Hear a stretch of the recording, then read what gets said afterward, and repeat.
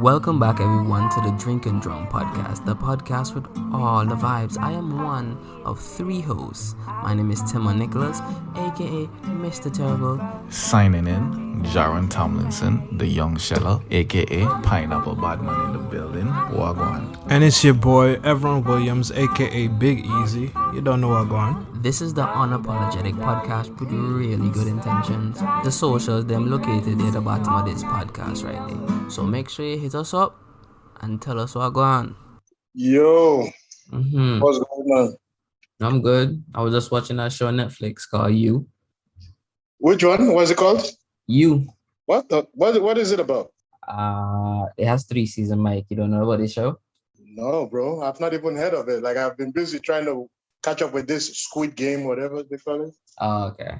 Yeah. It's a show about this guy who gets obsessed with girls and he kills people in order to keep them because he keep thinking that's the love of his life. Really? Yeah. Sounds like a sim. And season 1, we got to know how crazy he is. And in season 2, he met the love of his life. Turns out that she did the same thing to him. Really? Yeah. He didn't even know until it was too late. And then she got pregnant. And then in season 3, he's now trying to live with her so that she don't use the child as leverage to, hurt him. And then he falls in love with somebody, got obsessed with another girl. And the wife knows, but he's trying to keep it from the wife. And it's... So it's not only a sim, it's a guy who reneges on his commitments. So basically, he chases after he follows his cock instead of his head. He's a psycho. That's what's up. Yeah, he's a what do you call it? He's a narcissistic simp. These things do happen, but it makes for a good TV show, though. I gotta say. Yeah, no, it's good. It's good. Yeah. I want to watch it now so that I can scream at the TV like, "You fucking idiot!" Nah, you would. I've been listening to the podcast, bro. Listening to a lot, man. Listening to a lot. Well, you sound like you have a lot to say too. Oh, I got a lot to say. But I heard a lot from what's her name? Black girl, right? That's what it is, Nathania. Black girl, right? Yeah. Okay. Well, I don't know this sister. I have no problem with her. I wouldn't know her from another bag of white rice if I saw her on the street. Whatever her feelings are with me, it is what it is. Like, she is a woman. I'm not gonna get into like screaming matches. I wish her all the best. She has a boyfriend, right? I don't know what she have. Oh. I know she have time. Wait. So she don't got a boyfriend? I don't know. I didn't ask her. She got a husband? Mike, I would tell you if I knew. Okay. I know her status is. Interesting. I wonder why. Oh, I just don't. I mind my business sometimes. No, you don't got to mind your business, man. It's okay. When it comes to that, I mean, any man that was with that woman will probably set his hair on fire and run for the fucking hills. But, listen. You not take that, Nathania. So what? She not gonna take that diss. She can take whatever the fuck she wants to take. She called me gay, bro. I didn't say nothing about the woman. She called me gay. Yeah, right. For me, spitting facts about issues. Didn't she call me gay? She did, but she ain't mean like that. I don't care what she can be like. You conduct yourself accordingly when you're talking about people you don't know. You don't know what my stances are on issues. You don't know what I feel about any other subject. Everything I said was for the betterment of our people, right? I was saying, because, it's funny because some people like to think like I'm trying to dunk on women, which is not something I'm trying to do. What I'm trying to do specifically is say this. What we have been doing so far, and I mean, when everyone and Jaron get here, we'll get into it more. You know what I mean? Mm-hmm. So I'm trying to touch the surface because I don't want them to miss any, you know what I mean? Yeah. But what I'm trying to do is whatever we are doing right, it's not working. It's not working. And the only group of women who have really, think about this, right? If you ask a Jewish woman what she is, she identifies herself as a Jewish person first before she says she's a woman. Only a Black woman will say she's a woman before she says she's Black. The Black women in this culture have really bought into the nonsense and the what do you call it, the claptrap of feminism, that they've even forgotten who they are.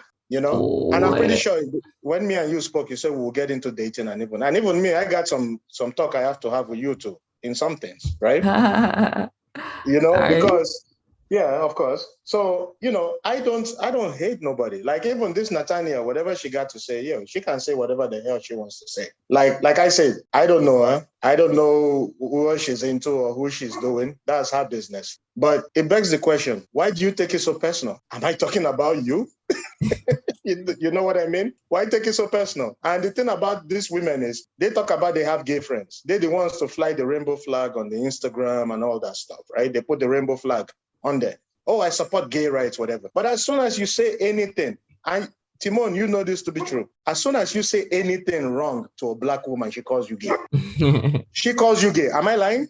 Am I lying? Well, you see, you're not lying, but I don't think they say it as how we take it sometimes. You know, like something just out of pocket and just weird, and you just blurt out something. Maybe it's like that. They just said some shit. No, but make you that's feel the a type of way. But no, but what I'm saying is that why is it that our own women are so quick to attack us? You know, because let me put it to you this way: if a police officer pulls me and you over or something, the police officer don't give a fuck that you're from Antigua and my background is Nigerian or somebody else is from Jamaica. You think they care about that?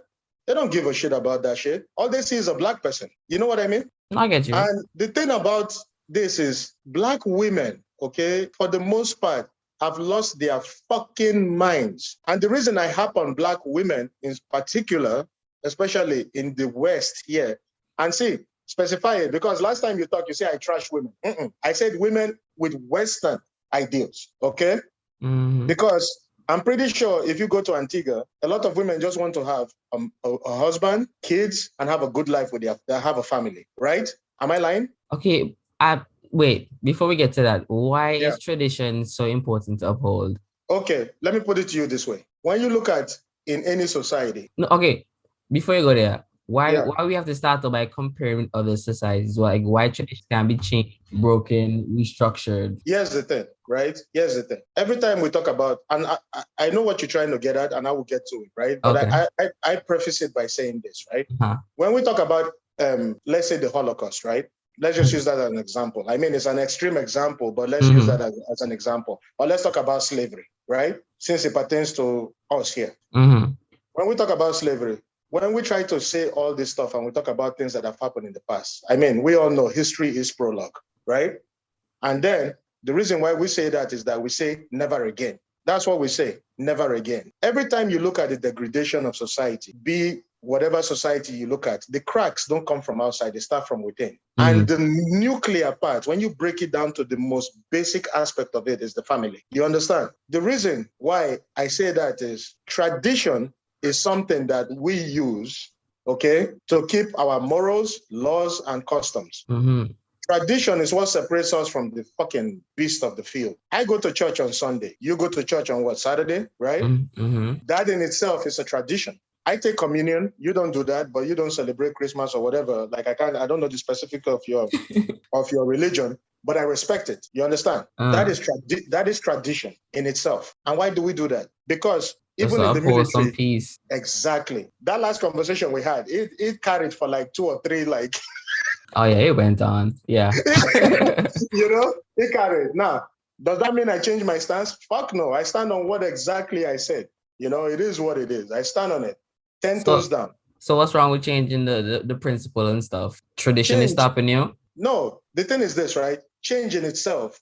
If you're talking about change, right? Change necessarily isn't a good thing. Change in itself, just for change, is not necessarily a good thing. You drive cars. Let me ask you this. The 1967 Chevy with the double cam overhead, can you compare it to the new Chevy with the fucking fiberglass and the fucking thing that as soon as it hits, it looks like a dead coffin? Can you compare the two? It's changed, but it looks prettier. It's got touch screens, but guess what? That shit will break down in 4 years. But the 65 Shelby has been around since, and it's still ticking. But then you're making it seem that the upgrade you didn't gain something from. So I'm giving away a sturdy car that will last forever, but I'm also getting different levels of protection and growth from my vehicle. It's probably going long distance, faster, and more economical to the environment And yeah, I get other safety features, like a bunch of airbags. So it's like the change might be different, but it's an upgrade. And then at that point, you get to figure out what it is that you works for you. Because I feel like traditions in and of itself are important for foundation building. Yeah. But then after you reach a point where you're now trying to have your own opinion, you're trying to be your own person, try to figure out life unchained and unrestricted, that you should go out to those comfort zone, those traditions, and find your life's goal, purpose, and tradition. Like create a tradition now for you and your future generation. Some people might go the wrong way, and some people might go the right way. Okay, so what you just said, exactly. Yes, you're right. Airbags, long range, whatever. Sure. It can get like probably 15 miles to a fucking gallon or something. I get you. It makes sense. Yes, you got the touchscreen, you got the AC, you got everything, power this, power that, whatever. What you just said there is the perfect metaphor for the society we live in. Pretty, big boobs, big ass, flashy, but not here for long. It's just your turn. It's a perfect metaphor for the society we are. Yes, it looks good. Yeah, it's flashy. Oh my God, LED lights. Oh, look at those freaking power seats, power this, power that, all this. But not here for long. In about 4 years, the car is shit. Yes, the Shelby, I only get 5 kilometers to a fucking gallon. Sure. But you know what that Shelby is? Reliable, dependable, been by my side through every fucking thing. That is the perfect metaphor. And you just like made my point. Because we go for flash over substance. If you're gonna make this metaphor more complicated, since we have the cars, right, the old-fashioned tradition cars that stay around longer, and these new free expression people who's living in the upgraded model who have to get out in and out of relationships within 4 years, right?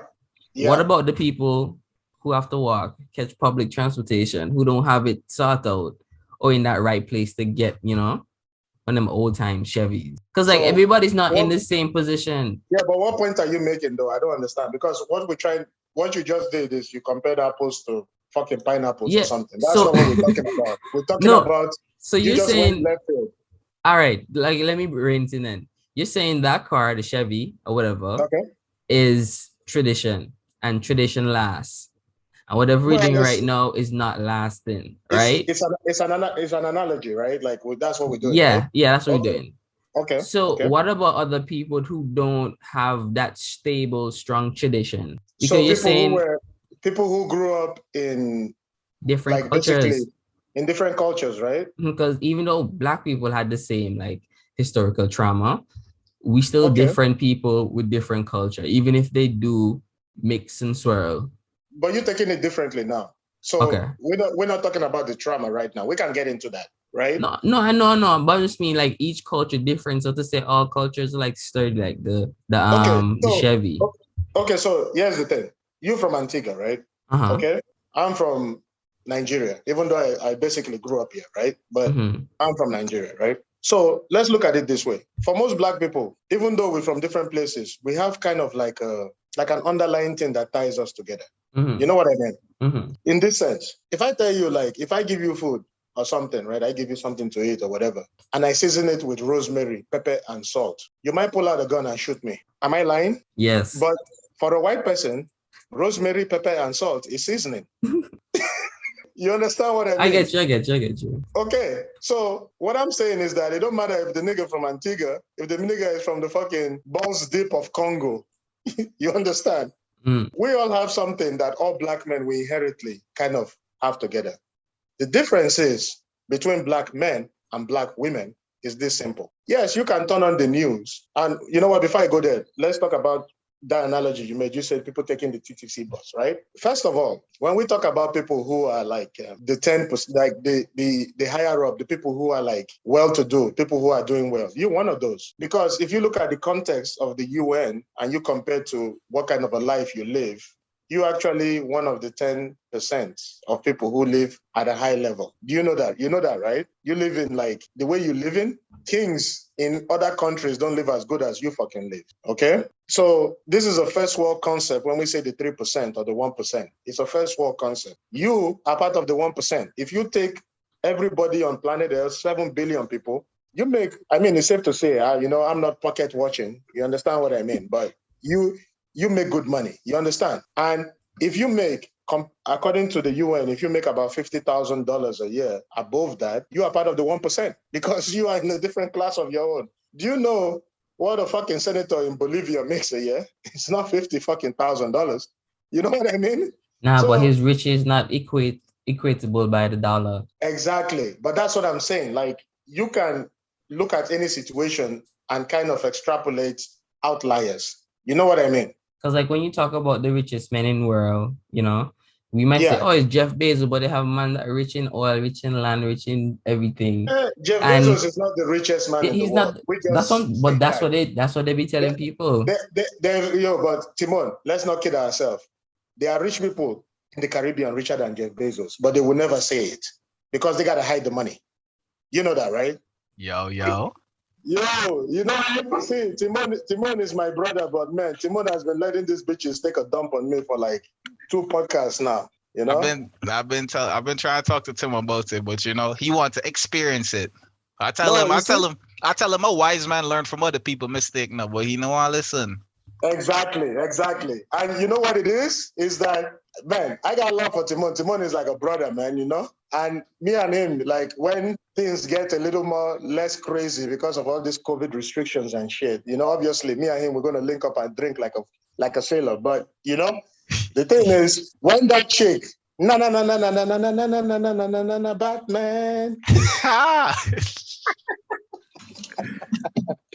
You know? When she said what she said, you know, I was like, listen, whatever, man. You know, they're quick to call gay. And that's what I was just telling Timon, right? They're quick to run and say, this nigga gay, that nigga gay, just because he calls you out on your bullshit, right?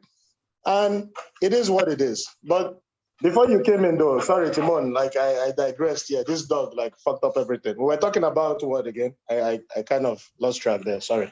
Yeah, we're talking about riches. I came in listening to a little bit of that. Timon was saying, no, the TTC bus, whatever. And I was saying, like, in any situation, you can extrapolate an outlier.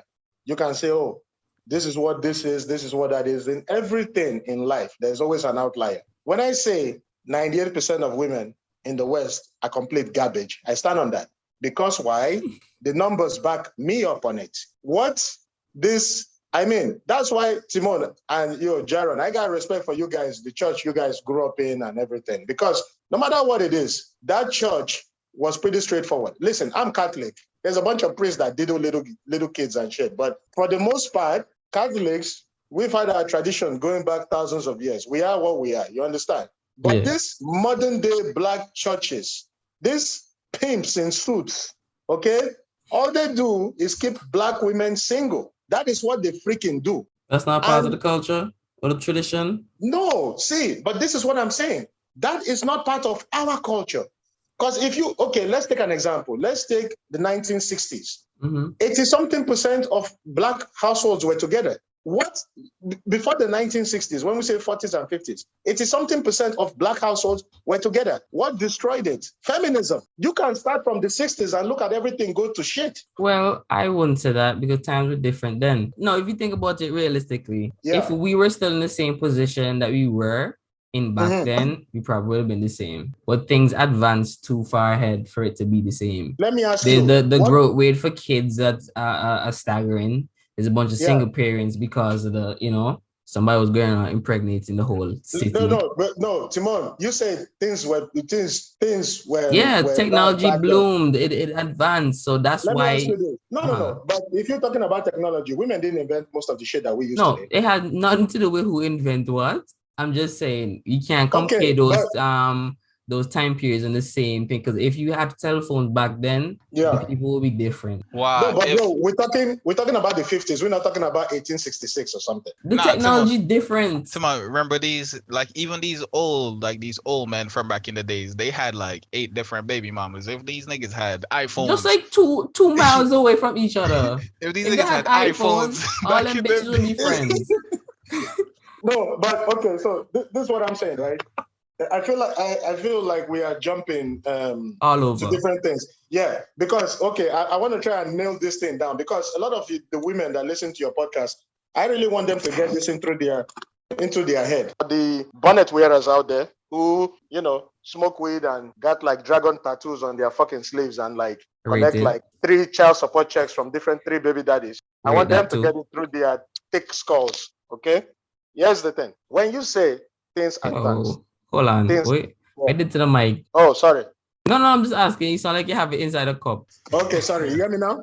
Sorry. No, I was hearing you. The audio difference was just weird. It just happened so quickly. My bad. It's what they call it. I was moving my dog's blanket or something. This dog, I'm telling you, Dobermans, don't do it, bro. But I love them, but my God, the hyper, so freaking hyper. But you say the 60s, you're comparing the 60s or whatever. Fine. Let's compare that. Let's look at it, okay? What are the benefits of all that technology and all those options? What has it done for women? Nothing.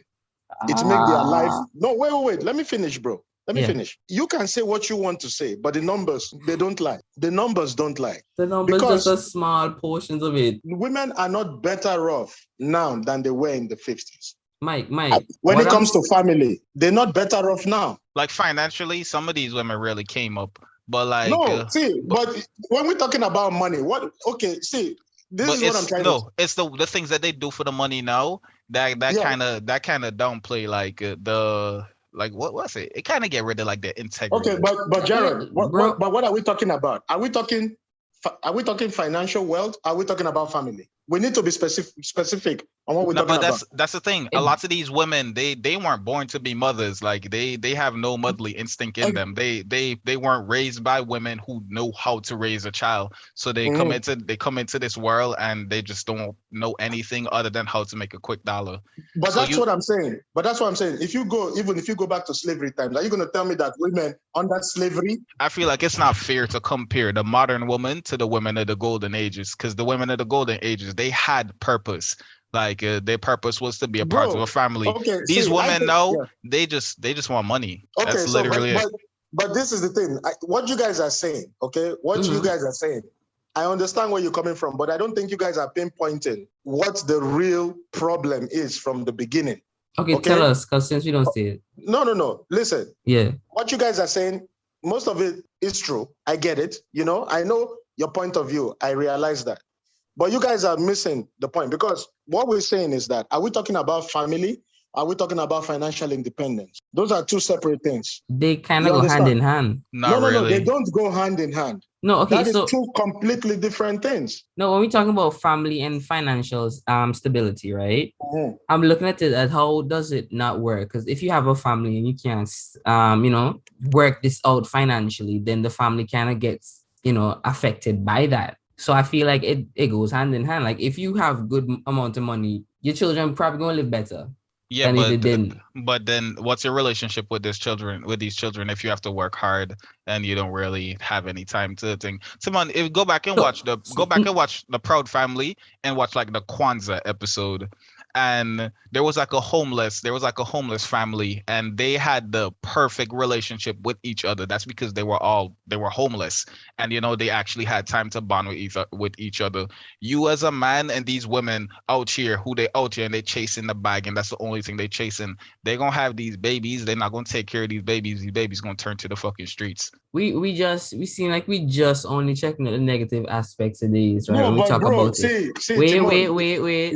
Because when I'm looking at it, is we say this is what happened when that person did this, and look how they turned out, right? But we're not thinking about all the people who turned out better in those same situations. So when you say look at the numbers, all I'm seeing is somebody, I'm just saying, all I see is somebody going and doing some statistics with a bunch of people doing a study. And the people who picking these people could be biased from the jump. And Timon. Timon. Timon, I got to call you out on that. Okay, first of all, okay, sorry. Go ahead, man. Yeah. The people who actually come out to these situations and they actually like become something better, they usually have a support system of a family behind them. Because Timon, I can tell you, if Phyllis and them didn't take me to church, I would have been a worse person. Because I learned something on my time going to church. I learned something because I had to go down on my knees and pray. That teaches you humility. That teaches you how to be humble. Going down on your knees to recognize that there's somebody above you. That teaches you like how to be humble. You a nigga in the street who don't have no family whatsoever, your mother a fucking crack whore, whatever the fuck she is, and you don't have no sort of family to rely on. You don't have no uncles, no big brother, nobody to actually look up to. You're gonna think that you the man once you pick up a gun. You're gonna think that you the man once you start making a little money selling some dope because your parents not really providing to you. Like, nah. But somebody could be in that so- same situation and turn out different. So People what's what happens? The people that change is the people that have a family. They have like an uncle that check on them. Look, I hear what Okay, you're so- saying, but you're still looking at it one way. Timon, you're saying somebody can. You're saying somebody can, but it's not likely. But okay, see, but it's not definitive though, You looking at there's a difference between probability and possibility. bro. You looking at the possibility of an issue. A I'm looking at possibility the is a probability of an probability. issue. You understand? A possibility is a probability. No. A possibility is something might happen. A probability is that something will happen. If It it probably follows, will if it happen. follows the 50-50 sequence, it is now a probability. No, but this isn't 50-50. Everything Because is if you look at- 50-50. That's chance. Bro, Go ahead, can go I ahead. get my point? Yes, I don't know yes, if I'm yes. Sorry, Okay. go ahead. all right. Timon, in order faith. Hold on, let Mike say what he's saying first. He's been Okay. trying. Okay. There's a difference between possibility and probability. Okay. Somebody who was born to a crackhead mother and what do you call it? Who was born to a crackhead mother and the dad wasn't around and he was in jail doing a 15-year stretch. He could end up being the president of the United States. It's a possibility. It's a possibility. It might happen, right? It might be a 1 in 11 million chance, but it might happen, Okay. right? Okay. Lightning strikes twice in the same place. It happens, right? But it's not a probability. A probability is a bounce of chance that something will happen. If I say, what do you call it? Somebody who was born to a crackhead mother who lived in the hood, and what do you call it? And the dad was not around, and the mom worked 5 part-time jobs, and they didn't have time for him, and he was in the streets. And I say there's a probability, a high probability that guy will go to jail. The numbers say I'm right. The numbers say you're wrong. Okay. And the reason why that is, the reason why I can say that, if you look at the amount of incarcerated Black men in prison in North America, a lot of them come from single mother households. Mike, lot of them. When you're looking at the graph and he's showing you how much is bad going on, do you ever see how much good is going on? And then if you check the ratio, Timon, I'm not arguing that good isn't going on. I get that. that. What we're not acknowledging, that's all it is. The way you fix a problem is to hold a mirror to yourself and agree.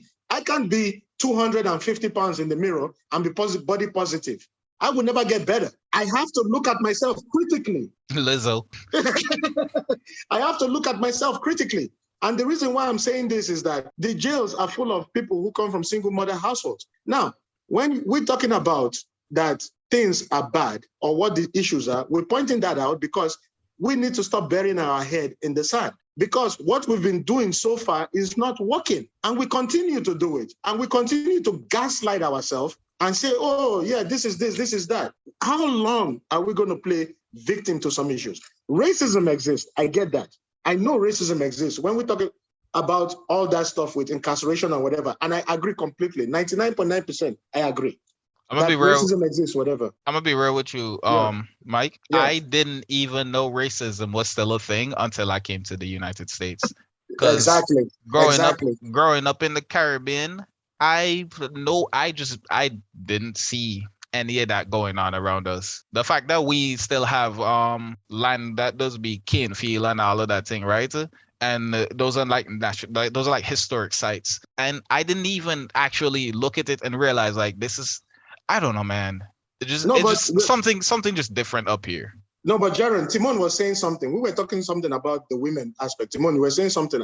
It was a very important point. I think we got sidetracked on that. I really wanted to pinpoint on that. You were talking about something about women, something like that. I remember we're talking about tradition. Oh, yes. So we're talking about the tradition and all that, right? Oh, yes. And I was saying the 50s and now. Okay. So this is what I'm saying here. Obviously, progress will always happen in any civilization, in any time, right? It always happens. Things change, things move forward. Even though things change, there's supposed to be some pillars of things that hold things together. If you look at, for example, our faith hasn't changed in thousands of years. Yeah, we might have gone from the Old to the New Testament, whatever, sure. But the tenets of the faith, the pillars of it. When you talk about the Father, the Son, the Holy Ghost, whatever, right? The Holy Trinity, that is still like a foundation of our faith, right? Baptism, all that. What they call it? Jesus' sacrifice and all that stuff, right? Yeah, your kid, christening your child and all of that. Yes, that is still foundations of our faith. Now, in our church, do we allow gay people to come in the church? And do we allow them to come and worship and pray? Of course we do. Would we have done that in the 20s? Of course not. That would never have happened. They would have probably stoned them to death. The reason why I'm saying this is that, yes, things change, but there's supposed to be some pillars. Now, I got one question for you, Timon. Let me ask you this. Are you going to compare my mom and your mom to the way they look at vows and promises and duty to the women of today? Explain that in a different way. Okay, let me put it to you this way. My mother been married to my dad for 37 years, right? Do you think during that 37 years, she was looking at my dad like, oh my God, look at this guy. I want to jump his bones now. There were periods of time that they had rough patches, right? Why did she stick around and say, you know what? I love this man, even though he's driving me crazy in some things. I love this man and I'm sticking it out. Why is that? Because she took a vow in church in front of God. And she took that. I don't think it's just the vow that keeps that together. Yeah, there's the vow, but also too, yeah. But when I'm saying, I will get to the men too, right? I'll get to how men fuck up too. I'll get to that. But the way women looked at vows and things then is completely different from the women today. A lot of the women today, they look at, if you ask a woman, what is the most important thing in a marriage? They say, oh, me, me, me. Everything for them is me, me, me. When you talk about marriage, marriage is not about the individual, not the man, not the woman. It's about duty. That is the number one most important thing, is duty to the sanctuary, the union you two are going into. That is the number one thing. You look at your marriage as a field, you tend it constantly. Marriage is not a stagnant thing, it moves. You have to tend it like a field, like a rose bed or something. You understand? It's an important thing. Most of these women today don't have the fucking, some of these women will burn water. They don't even have to boil a fucking egg. You understand? They're useless. I mean, bro, come on. 13 minutes. I'm not married. So I can't really say on that, right? But no, you can't. You're a feminist. Okay. You might piss off your purple hair listeners. The ones that have tattoos and are like big as a fucking horse.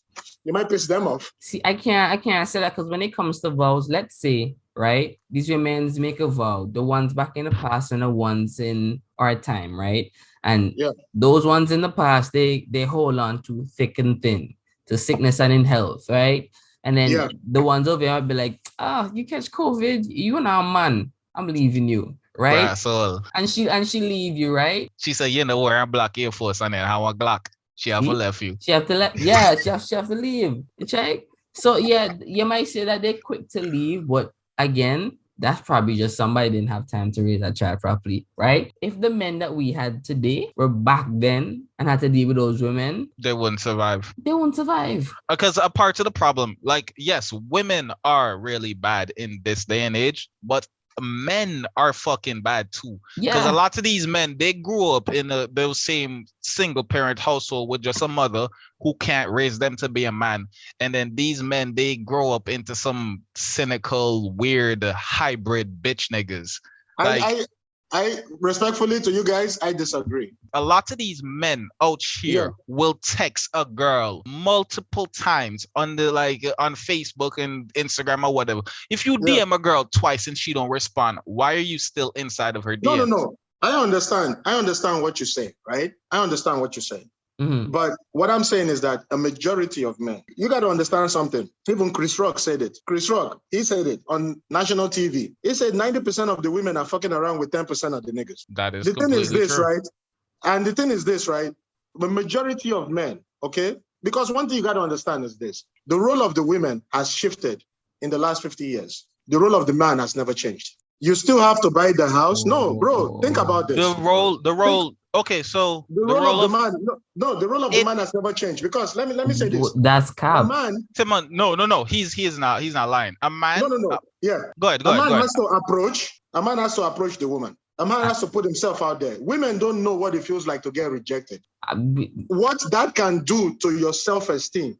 You have to be mentally strong to take that. Okay. Listen, just like any nigga, I've taken my L's. I walked up to a chick, she said, hell no. I said, okay. I didn't take it personal. But is that 100% of the time? No. But bro, let me say, I'll get to what you're trying to say there. I'll get to it. But come on, there's nothing that going 100% of the time. The role of the man has never changed in the last 50 years. You're supposed to take care of your kids. You're supposed to provide. You're supposed to have a house. You're supposed to have good credit. For you to find the perfect woman for you, there's some certain goals you have to reach. Okay, to reach there. And for men, here's the thing. From a young age, we know how good looking we are. Men from a young age know exactly where we stand in the pecking order. We know exactly where we are. Not me. All my life, I've been told I was ugly. And I didn't start get girl until Mike, back in the day, I used to bleach my skin, Mike. Like exactly where I came from, like they used to hate like dark-skinned men. And I used to hate myself. I had no confidence until I didn't have confidence until I was like 15 years old. Like all my life, I grew up and I kept my head down. I used to fight, but like I didn't look up into like a girl's face or nothing. Like you see, and Jaron, that's the thing. You took your L's as a man. You put yourself out there. The amount of courage it takes for a man to walk up to a woman and say, "Hi, how are you doing? Can I take you out?" Do you know what that does? You ask any woman, and and Timon, you like to talk about this with a different time. You ask any woman, 100% of them, would you approach a guy? I guarantee you 99% will say hell no. Because the thing is, with them, it's their standards and things that they say, equality. For them, they don't want equality, they want supremacy. There is a difference between equality of opportunity and equality of outcome. That's how the females are in Scarborough? No. I'm saying this is how the women are in the fucking West. You can take Scarborough, Toronto, whatever. You can take all of them. You can go to New York, you can go anywhere. Because I got friends who live in the States and complain about the same thing. I have a friend, okay, who is a pharmacist. That guy, he's a pharmacist in Connecticut, right? This dude clears, seriously, $235,000 a year. Easy, okay? Nice house, everything. This guy, he hits all the checklists. What women say they want. Do you know the problem that this guy has? Because when he laughs, he grunts. You know, like that pig, like, you know that shit? When he laughs, he grunts. Oh my God, oh, he's a loser, blah, blah, blah. But then they'll go down the street and fuck Tyrone, and he will give them like 3 pregnancies. Then they'll turn around and say, oh, I'm an independent, strong woman. Oh, the men ain't shit. Who spread the legs? But you have a dude right here. She learned her lesson. They did. But that is the thing. You see, you're doing it again, Timon. You're doing it again. You keep giving these girls a pass. They've been taking a pass for 50 fucking years. When are we going to hold them accountable? Timon, honestly, this is the same energy that'll suck a pussy that a nigga just fucked. Like that's the energy you giving me right now. You will eat a pussy that a nigga just fucked. As you can see, there's no female here to really defend this, right? So yeah, because you're all just talking down to these things, right? But we have to look at it the same. These things. Yeah, these things, right? The way how we talking is not just generalizing, but we really saying that this is what it is. We're not really saying that even though it happens a lot, it doesn't happen always. But he never said it was 100%. So obviously it's not always. He never said it was always. If you're gonna say just the negative parts of what really shit, let's also say the the positive aspects. Like okay, listen. The positive aspect of a woman in 2021. They know how to make money. We just gonna act. Okay, see, so even if you do it like that, right? So who gives a shit? See, but Mike, some girls do. Oh, you're gonna collect money. Wait, you're gonna be a stay-at-home dad and collect money from your wife? If I have to. I mean, do you know what percentage of women would do that shit? I'm gonna be real. If a woman wants to fund my life, if she wants to fund my life, I'm saying, bro, I'd be happy for that. Boy, I could go to the gym every day. Jaron, Timon, let me ask you this: do you think, okay, bro? Listen, I'm listening. I don't shop. He's like, I don't cook, I don't clean, but I tell you, I got this ring. You're telling me in 2021. You're going to sit your ass at home and take care of the kid, and the woman will go out there and make money in 2021? You crazy. If she make your money, fuck yes. It's the OnlyFans money now. The OnlyFans money. You're gonna be Listen to me. Listen to me. Why am I What working? percentage? No, Timon. What percentage of women do you think would do that for you? I know some women that actually do that. Bro, though. I know. That's what I'm saying. Some. But what percentage? Bro, Give me a number. It doesn't matter the percentage. No, I can't tell you, but I know at least like 3 girls who they fund their niggas' life. So would it be safe to say that a majority of women wouldn't do that? Yes, it's safe to say that the majority wouldn't, but that everybody that living like, in life it's a is fact 50, to say that. 50. Yes, you can say that. Timon, so why don't you play the lottery every week? You might hit. Yeah, it's a 50-50 chance you're gonna get that. You're gonna get that fucking. No, but you're not talking. Okay. No, Timon, play the lottery every day because you will hit. Like, play the lottery. Because if you expect a woman to be the one to, like, women make a lot of money.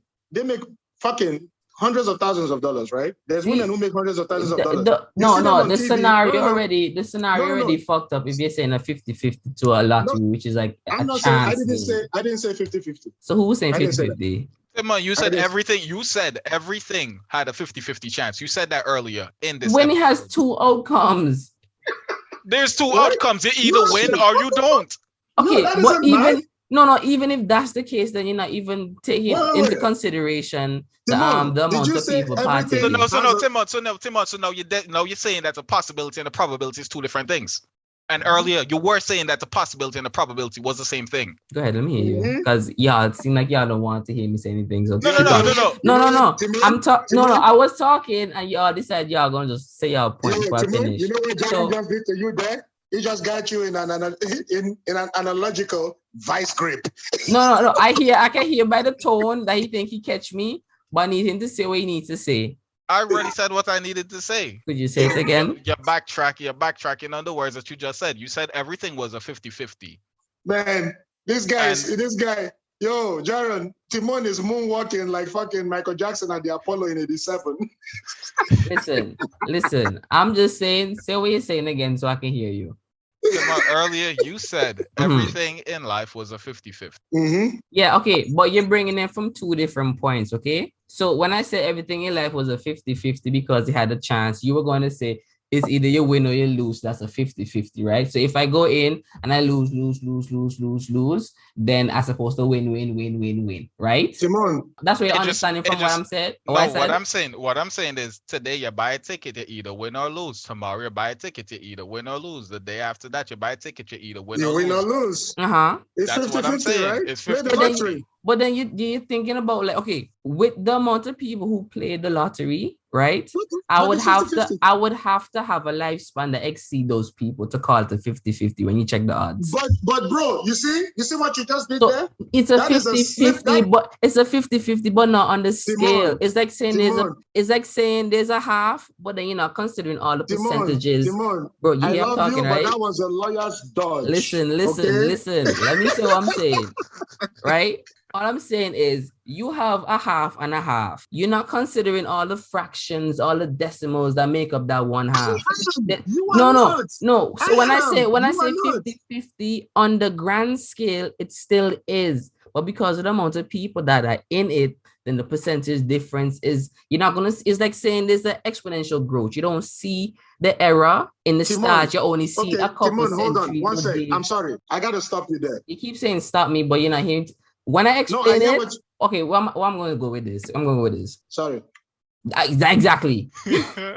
All I'm saying is you are making it seem like when I say 50-50, that means it has to be even though I said it was a choice, right? It's a 50-50, yes or no, right? It's still the same. It's like if you're saying humans live and they die. They die tomorrow? They die 50 years from now? No. I'm just saying, when I say 50-50, take it with the fucking context, please.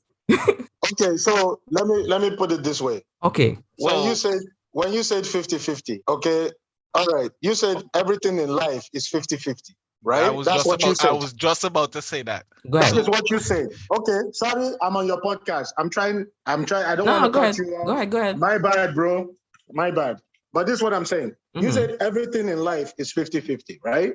Mm-hmm. So let me ask you this. If a white dude gets pulled over by the police and I get pulled over by the fucking police in Mississippi, let's say a black dude, I get pulled over by the police, a white dude gets pulled over by the police in Mobile, Alabama. So it's a 50-50% chance I might be shot, and then for the white guy, it's a 50-50 chance. I'm gonna be real with you. No, I want Timon to answer that. Is it a 50-50 for both of us? Then the odds of that happening 50-50, that person is a little bit different. But at the end of the day, she's still going out with the same risk. Today might be the day I get pulled over. Today might be the day I don't. Right? But life and if you 50-50. But no, that's not what he said. You got pulled over. That is the situation. You got pulled over by the police. Okay, it still could be. You might. It's not like if every day you're going out, you're getting pulled over now. That doesn't happen to anybody. And if it does, I'm sorry for your the inconvenience in your life. Relocate. But Timon, what I was saying is this, right? When you were talking earlier, you said, oh, the statistic or the study, whatever. No, you said, oh, you could bring numbers, statistics, or studies. No. See, a statistic is a snapshot of, let's say, 1,000 people in a given area, and they do like a statistic and say, okay, this person eats apples, this person eats oranges. What is the statistic of apples to oranges in this designated area? That's a statistic. Mm-hmm. When I say stuff, a study is a comprehensive, over 10, 15, 20 years. They take every statistic, every single statistic, they put it all together and they say, okay, this is what we can extrapolate for the 15 to 20 year line of this certain issue. This is what the outcomes are. Okay. Pause it, Mike. How much things like this you partake in? Well, I got a degree in health science, so I had to know a lot about this stuff. Okay, but like since you're out of school and stuff, how much times you've been partaking in one of these trials where they figure out statistics and things? Like how much time somebody come up to you and ask you and whatever. What if the people that are getting into all these little things, right, to their numbers? No, but you see, that's why we have something called a study. Because if you look at a statistic, okay, for example, if you take New York City, right, the number of violent crimes in New York City, a majority of them is committed by Black men. Let's use the old example, because I think we're coming off too far, because now you're just picking examples that work for that situation. No, I didn't say that. I'm trying to say, okay, if you take the violent crime, it's committed by Black people, right? In New York, right? That is a statistic. But when you take the study, okay, and you look at it, then you say, okay, the reason why a lot of the violent crime was happening in this certain area, and it was only Black people, was because the crack epidemic at that time was high. Mm-hmm. You understand what I'm saying? So the study gets more into it, and it gives more of an in-depth analysis of any given situation. Yes, it gives a bigger, broader view. That's why we have studies. I don't look at statistics, because statistics can be skewed in one way or the other, right? You look at studies and you look at it over a few years and you say, okay, this is what it is, this is what it is. And they take a snap, they take like 10,000 statistics from different single areas. The statistic is something completely different. It's just a snapshot because it's not reliable. So when you say everything in life is 50-50, that is not even close to being how it is, because not everything in life is 50-50. There are things that you can look at. You can look at the probability and say, okay, this is going to happen. If I'm driving down the road and I'm going 202 miles an hour or whatever the fuck, and it's wet outside and it's fall, so that means that there's a bunch of leaves that are falling on the ground and it was raining, we can kind of say, okay, that shit ain't 50-50, that I'm weaving through traffic with all those conditions. I'm probably going to crash. It's a high probability that will happen. That ain't 50-50. Bro, everything in life is a probability, which makes it a 50-50. And if you give it time, it will be a possibility. Timon, I don't think you understand what I'm trying to say. I hear what you're saying. But okay, even if you're looking at the studies and it's this way, what about when it swings the other way a couple centuries from now? That is why we call it a study, because it happens. We agree to that. When back in the Bible days, when they were doing a study, we still have the data for that century, that period, that wherever span of lifetime that we don't have records for. I just want to know. Let me ask you this, right? Because you said everything wasn't 50-50 after whatever, but now you're saying everything is 50-50. So now I have a revolver, right? That's what I was saying. Listen, I have a revolver. Yeah, you just said everything 50-50 again, and you said that earlier, but then I was saying everything isn't 50-50. that you said that after we pull up on you about something else, but I don't really remember that. That's in About the past. studies. Okay, so now Timon, I have a revolver, right? Spin barrel. No, I put in one bullet, right?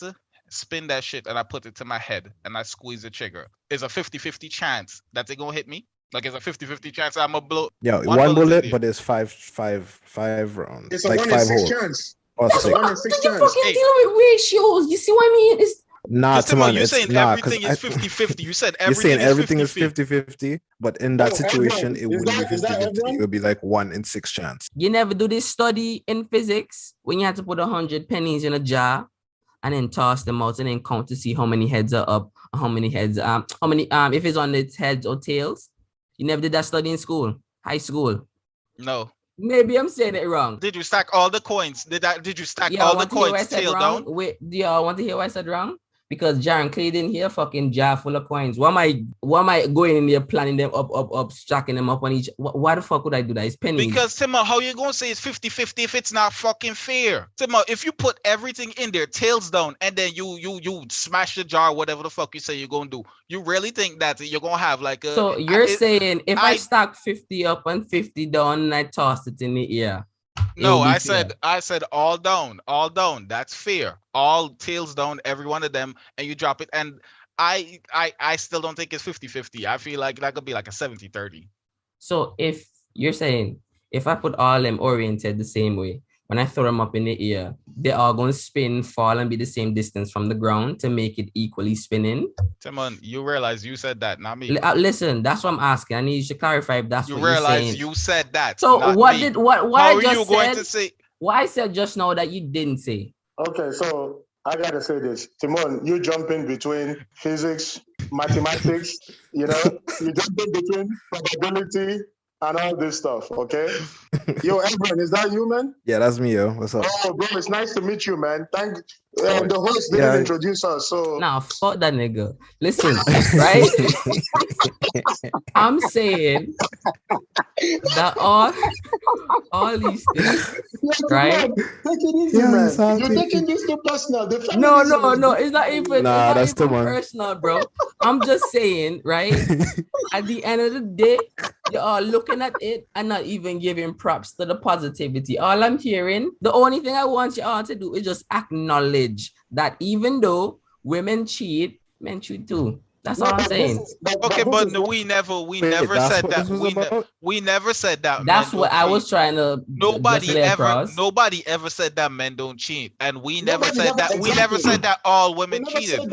Oh my God, why y'all not picking the underline here? I'm saying if you hyping up like, oh, women, 97% of women in the West are trash. Let's talk about the percentage. Just acknowledge. Let's just acknowledge. You said 98. Listen. Y'all fucking missing the point. The numbers don't matter. Okay. Let me have. Basically, Timon's just saying, if you're going to shit on the women, you also need to praise them in the same sense. So give them props where they get it and shit on them where they deserve to be shit on. But try and make it balanced so we're not just shitting.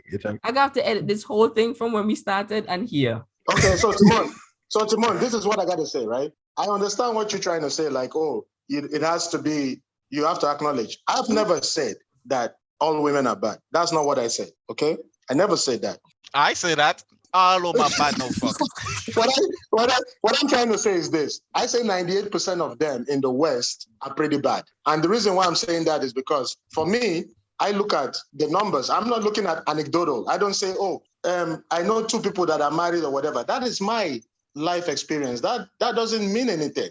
I try to look at the court system and how many people file for divorce, who's filing for the divorce, who's all this stuff. 75 to 80% of all divorces filed in North America are filed by women, not men. So there's a lot of things that I'm saying that might be uncomfortable to you, but the facts bear me out. When you say that I don't acknowledge women, of course I do. I acknowledge good women that do good things. I acknowledge that. What I am trying to get to you, Timon, is this simple. The thinking of women in this part of the world that we live in is fucked up. Because for you to be feminist, it's a what do you call it? Being feminist is what's the word I'm looking for? It's a luxury. If you live in Chile, Peru, Congo, or you live in like what they call it, the Maldives, feminism is a fucking luxury. You need a man to survive. It has been like that for thousands of years. What I am trying to do. We just left our tradition and culture and went somewhere else. Let me finish this. I know you're in your feelings because of your girlfriends. I get it. Let me finish. What I am trying to do, even if you disagree with me, what I am trying to do is fight for men. I'm trying to say that men are important and shouldn't be taken for granted. Now, am I saying that all women are bad? That's not what I'm saying. What I am saying is this. The thinking of the women in Western society is bad because the way women... We're on the same page. Huh? We're on the same page. So Timon, not because like he I don't want Mark lost that train of thought before you. No, I might have this. I just want to say something real quick. Not because like his topic, right? What he chose to speak about was like the injustice that these women bring it forward to men, right? Not because that's what he's saying means that he needs to talk about the other side. The other side is not something that he wants to talk to touch on. I don't know why you really that's like you advocating for that. I like understand. If you advocating for the other side, then defend the other side. And the thing is this, right? Everyone, I know everyone just joined us or whatever. And everyone, this is what I'm trying to say, right? Jaren too, you know this already because me and you spoke about it at that podcast, and Timon was coming at us then too because of Timon. Timon is a feminist, so let's leave him alone, you know.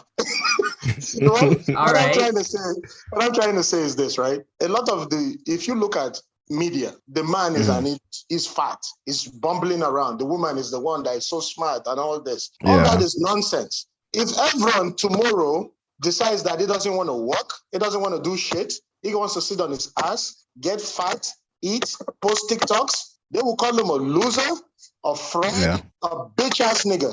But the woman can do that and she can still marry. And there's a simp out there that will take care of her. Timon. Yeah, and there's definitely a lot more sympathy that she would get in the same regard. So like a man who would automatically be worthless, or he's just on some, something's wrong with him. But a woman might there's like, oh, maybe she's just going through something, like there's a lot more. I get where you're coming from, Mike. Yeah. And the thing, Everyone, I gotta make this point. This is another thing too. Hold on. Could everyone take his mouth off the mic? Oh, is it that sensitive? Oh, you hear me? Sorry, did I mess up? No. No, you're good. That's me. Okay. So, and I gotta say this, and Timon, Jaron, we spoke about this too. Here's the thing, right? And I heard you guys podcast, and oh, by the way, everyone, I heard you like Lewis Hamilton, so take it easy, man. But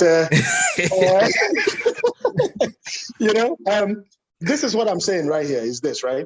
A man has to constantly be on, and listen, I will say this, there's a lot of bitch ass niggas out there, and I hold men to account. This is what I say about men. I say, you don't have to be Tay Diggs. You don't have to be fucking Masha Montano or whoever the fuck. Just be a better version of yourself. Yeah. Be fit, be healthy, get your money together so that you have an option to pick what is the best thing for your situation. You understand? So I hold men to account. I don't look at men who sit at home and fucking jack off all day and play video games as a man. That's not a man. Okay? That's not a man.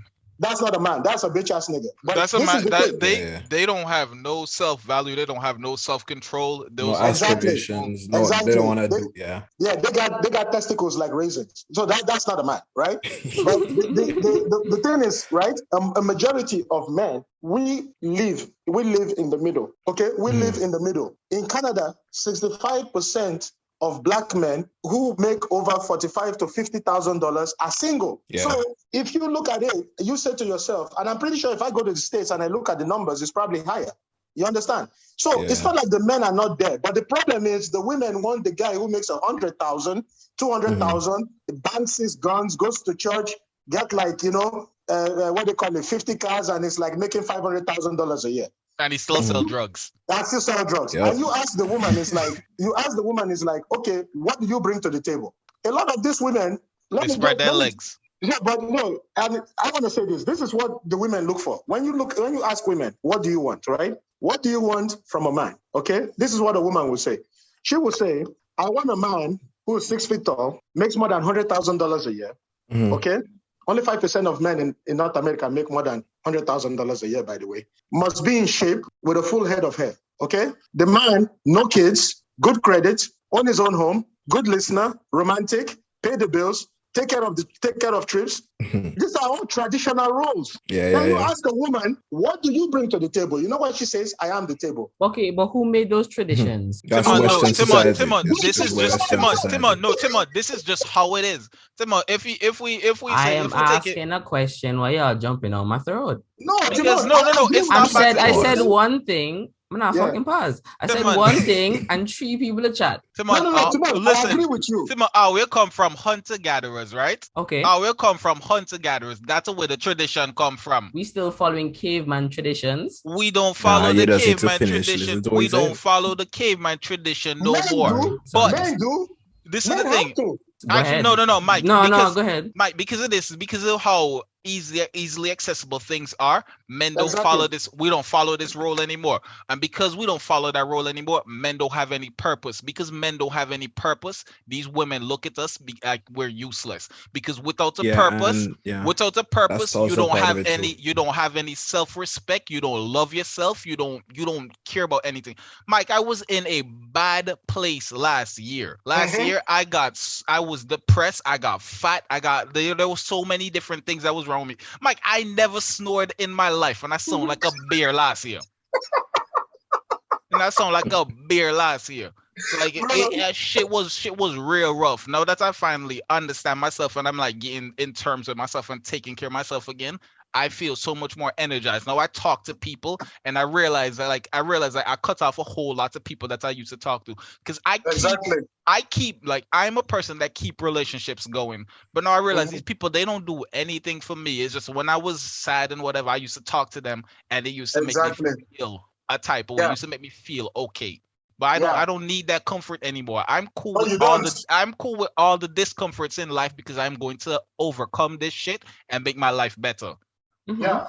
Niggas like this, niggas don't think like this. And that's why niggas won't be the way that they are. But here's the thing. I went with Timon. This was in Timon, when was the last time we went to that place? Sunrise. That was 2019, right? Mm-hmm. Yeah. So I was like, my belly was a little bit poking out. Okay. And Timon, he's right there.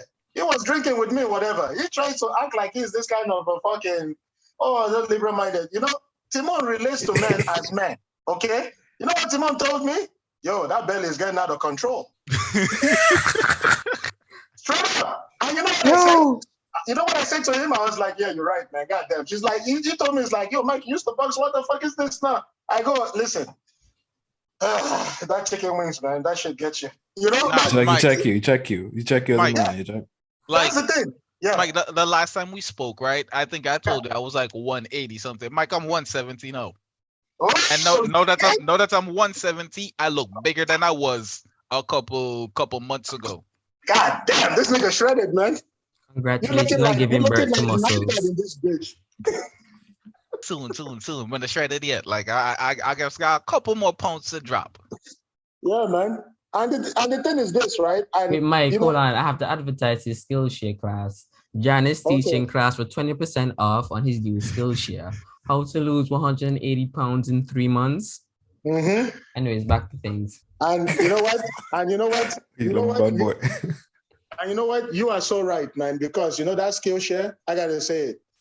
I use Skillshare, try to get rid of my accent. The shit is still here.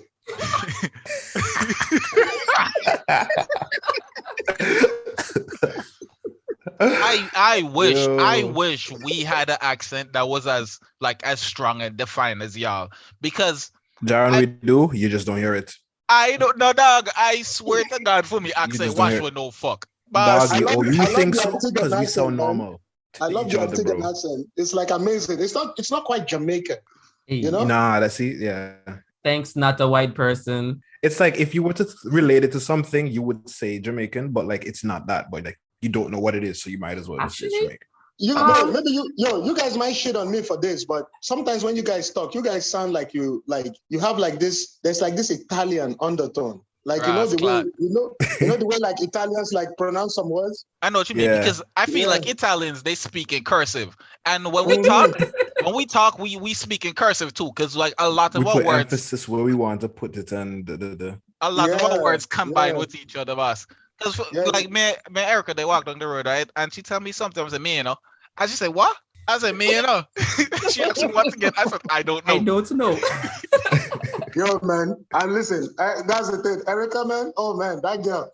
I hope one day I meet her, I'll be like, yo, you are popular. You want to do something? I introduce you to the gym now. She gets into the gym life. The girl left me. That's good. Makes sense. Makes sense. That's good. That's how you build a bond. You do something you both love. You know what I mean? That's how you build a bond. And listen, the thing I'm saying is this, right? Like, listen, guys, even if Timon disagrees with me, right? And listen, me and Timon will get drunk and we will argue for fucking hours, okay? Like hours about shit, right? And 80% of it is religion because he says, like, I'm Catholic and it's like, you guys are full of shit. All you do is rape a little boys. I say, hey, listen, like, I get it. You got me. Continue. So, but listen, Timon, even though you don't agree with me, I'm on your side because I'm on the men's side. Because for 50 years, and everyone, maybe you didn't hear me say this, for 50 years, as a man, our roles have not changed. It hasn't changed. And this is the thing. When I went to marry my wife, right? Obviously, it's a traditional thing, whatever, fine. But we met each other, right? Because, and you see what Timon was saying earlier, like, shouldn't things change? Okay, back in the day, right, in Africa, right? Or even I can guarantee maybe in the Caribbean too. Both families will kind of find out about each other and they will link up and it's like families marry, right? You know what I mean? But things change. Yeah, things change, right? So now it's like I met her in the bank because I was doing business and Timon knows, like I own a hotel and supermarkets back in Nigeria, right? And I went to do my banking to do, deposit some money, because hey, niggas getting paid out here, But hey, I went to deposit and I met this chick. I said, God damn, this woman looking good. And she went back to grab some forms and I was like, damn, like the ass was like, babe, if you hear this, I'm sorry, I just had to say it. But because the last time I spoke, she listened to the podcast. Oh boy, but it is in trouble. She's like, I agree with you, but the way you said it was too harsh. I'm like, yeah, but this bitch has got to take a pill. If they don't like it, you'll deal with your PTSD. But what I said was, I went to see, and the dad told me, this is my daughter. I'm putting her in your care. What can you offer? What is this? What is that? What is this? Blah, blah, blah. And black people, for us, it is more important. When I speak about this stuff, I'm not talking about the white folks. Yeah, they will be okay. What I'm talking about is us. Us. Yeah. We need, and black women, just if you look at white women get on code fast. When it comes to white men, they get on code fast. They protect their white men like they are on code. Black women will shit all over black men like it ain't shit. Like they will say nothing. Then when they get punched in the face, why didn't the black man step in and defend me? Why? That's the 97% the black women. So what? As the 87% black women. I didn't say 87. I said 98. They suck. in the West. Correct yourself. In the West. I'm not going to remember 98. Sorry, I've been trying. Yeah, in the West. What I'm saying, though, this is what I'm trying to say. All I'm doing is trying to hold the mirror for us to say, let's look at ourselves. Like, let me give you an example, okay? If you look at it, these are things that men go through. Okay, these are things that men go through that nobody talks about. Okay, a man is more likely to die in the military. We get drafted, women don't. We're more likely to be homeless. That is a fact. We are more likely to be victims of domestic violence. Even though they don't say this, men are more likely to be victims of domestic violence. If you look at the Department of Justice, okay, in America, they will show you the numbers. And men are more likely to be victims of domestic violence. Men are more likely to be victims of violent crimes, gunshots, stab wounds, all that. More likely to be suicide victims, okay? A man is only loved conditionally based on what he can provide. Yeah, in the eyes of society, that is, yeah. Men are loved conditionally. If a man can't pay his mortgage, take care of his wife, take care of his kids, no love there. Bro, I've been telling like Erica this about like the things that she and her sister do. This is going to affect her brother, cause if her sister decide that she like the gangbanging music or whatever, she throwing up all these gang signs. These are shit that will get a bullet in her brother head.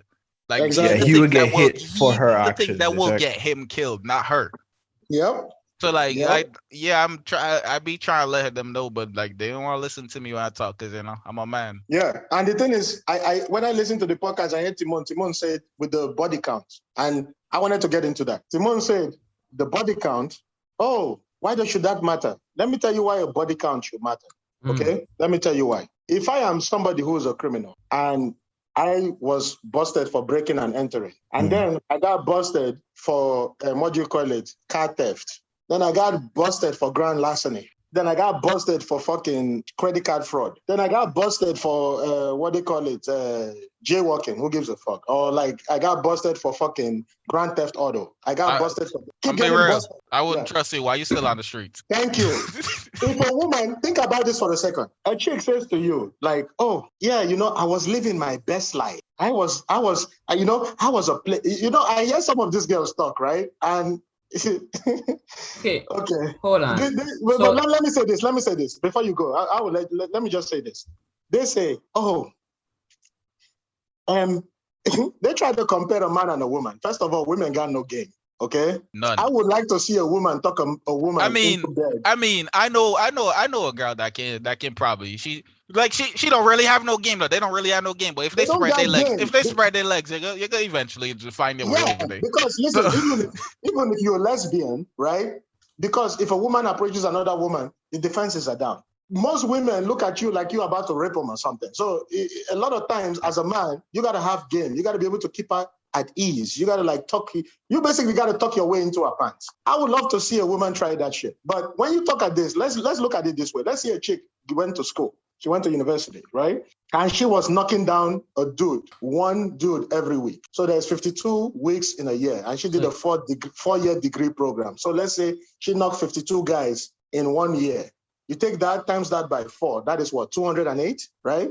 She fucked 208 fucking guys. What does that say about? So just assuming that she's gonna do that for the rest of the years. Oh Lord, the man situation, man. What does that say about her character? The reason why we look at body count is this simple. It is easy for me to go down the street and pick up cocaine. I got money to do that, but I don't do it. Cocaine is fucking amazing. Anybody who's tried cocaine will tell you, yo, that shit is fucking the bomb. But I don't do it. Because I got discipline. Why the fuck would you fuck 208 guys? Anybody who's what does that say about you want to know what's crazy? You want to know what's crazy? These niggas nowadays, they think popping pills is cool. They think drinking cough syrup is cool. Why they don't just do the fucking cocaine? Because it's safer. It's safer, bro. And after you take that cocaine, bro, you like a superhero, bro. I've been to parties, bro. I see niggas snort a line and then they just start bench pressing, bro, and they just start bench pressing. I was like, y'all niggas is insane. People be having this conversation. Everyone hasn't said much because a lot of the shit is clicking. He knows where we're coming from. He's here. You see where your silence do, everyone. What we're saying. Talk up, you people that chat shit.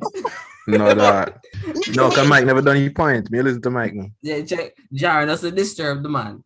No, see, Timon, the reason we say body count, we don't ask it. I'm not going to ask a chick, you slept with this thing. Listen, I don't know about no woman. My wife, I know. Because, listen, before you marry, you spend $45,000 on a fucking wedding. Your family does investigations. And that shit, the tribe is very small. Everybody going to know every fucking thing. You understand? And I told you that nigga dead, so I don't care. But listen, what I'm saying, okay, is this simple, right? The reason you look at a woman's body count is this simple. If everyone wants to fuck a chick, everyone has to walk up to the girl. He has to be like, hey, how you doing? He has to do all this stuff, talk her down, be like, hey, how you doing? Get her comfortable, get her friends comfortable, all this shit, whatever. He shouldn't buy her a drink though, because he just met the bitch. Fuck that. Don't buy her a drink. But, just talk her down. And then he has to spit game. A nigga you gotta have game. Facts. With a woman, all you gotta do is spread your fucking legs. The dicks will come. If body count is important, right? That's why you ask. No, it's not important. It shows your discipline. It shows your fucking discipline. So you're saying, I'm just trying to figure out that in order to have discipline, your body count has to be low. Yes. So men don't have any discipline? No. He's saying, okay, no. He's saying, right, for a woman to get dick, right, she literally has to do nothing except want it. Because if she wants it, she can have it. right? Oh, we already all established that that's but the a thing. man, if he wanted, he have to work for it, right? Timon, So as far as it goes, it's the same as me. Actually, that's a bad analogy. It's like if she has like a fridge. It's like if she just eating because she has food versus she eating. That's still a bad analogy. No. She just eating because of food day, and instead of not because she hungry. Nah, but Timon, basically, right? Any woman with a high body count, that is, she essentially as worthless as a nigga But who how just would sit you down know? there. She is essentially as worthless as a nigga who just sit down there and beat his meat all fucking day because they don't have no fucking self-respect, no discipline, and they just this is just what the fuck they gonna do. Okay. They don't have anything else. They don't have anything else going on in their life of like substance. But that's if that's the situation, is right? Like if she just out there because she ain't got nothing else to do and that's what she use her time to do, then that's a lot of them are out there, bro. Okay. How we obtain this this knowledge? We asked in the streets. You don't know girls? So you're saying that she just gonna blatantly just walk up to you and be like, yes, my body count is 50. Nah. We're not saying that. So how we arrive at this knowledge? No, I mean, Timon, this is what we're saying. I just want the question. Before you talk to a girl, I know you get a little bit information, but you know, or you just walk up to she and say, "Yo, gal, walk on, come get your number." Okay, so you ask question because a podcast ago, Jared was saying it's insecure for a man to ask a woman her body count. No, that's bullshit. Like, why I want to know? No, it is. It depends on what your goal is, though. What's the outcome? What the outcome? Why are you insecure that you have to know this is what it is? Because it's not insecure. If it's something that's important to you, then it's important to you. It don't have nothing to do with insecurity. Yeah, Timon, nobody. I'm just trying to figure out based on what Jared said. I never said it's insecure to ask a girl her body count. I just said I personally wouldn't ask a girl her body count because I wouldn't either. That's information I don't really want to know. It's a key factor in choosing the right woman. No, but see, Timon, this is what we're trying to say here is this. Timon, you know, these conversations come up once you and somebody are comfortable with each other. Yeah. But you don't come up, red flag. Yeah, this is what I'm trying to say. When you're in a relationship, right, with a woman. Okay, when I was single, right, babe, if you're listening, this is a long time ago. But, that's two notes. Yeah, I gotta say that because you know I would like to say this on the record. I love my wife. Buy Manscaped 20% off, Lawnmower 3.0. But anyways, this is what I'm saying. When you meet a woman, right? Here's the thing. When I was dating this chick, I went to a house and we had fun, whatever. And I fucked the chick, whatever. And then I was like, oh, okay. I was in the washroom, right? I took a shower, whatever. I'm like, oh, babe. I was like, yo, could you bring me? Her name was Liz, right? Elizabeth. I'm not gonna say her last name. I will text you guys the last name later on. But Google it. Yeah, I will text you. I'll text you guys the last name so you guys can Google it and see the bitch. But I was in a house and I was like, I took a shower, whatever, and I had undressed, whatever. But I had my jeans and my t-shirt in the bathroom, right? But my boxers, I had taken it off in the bed, right?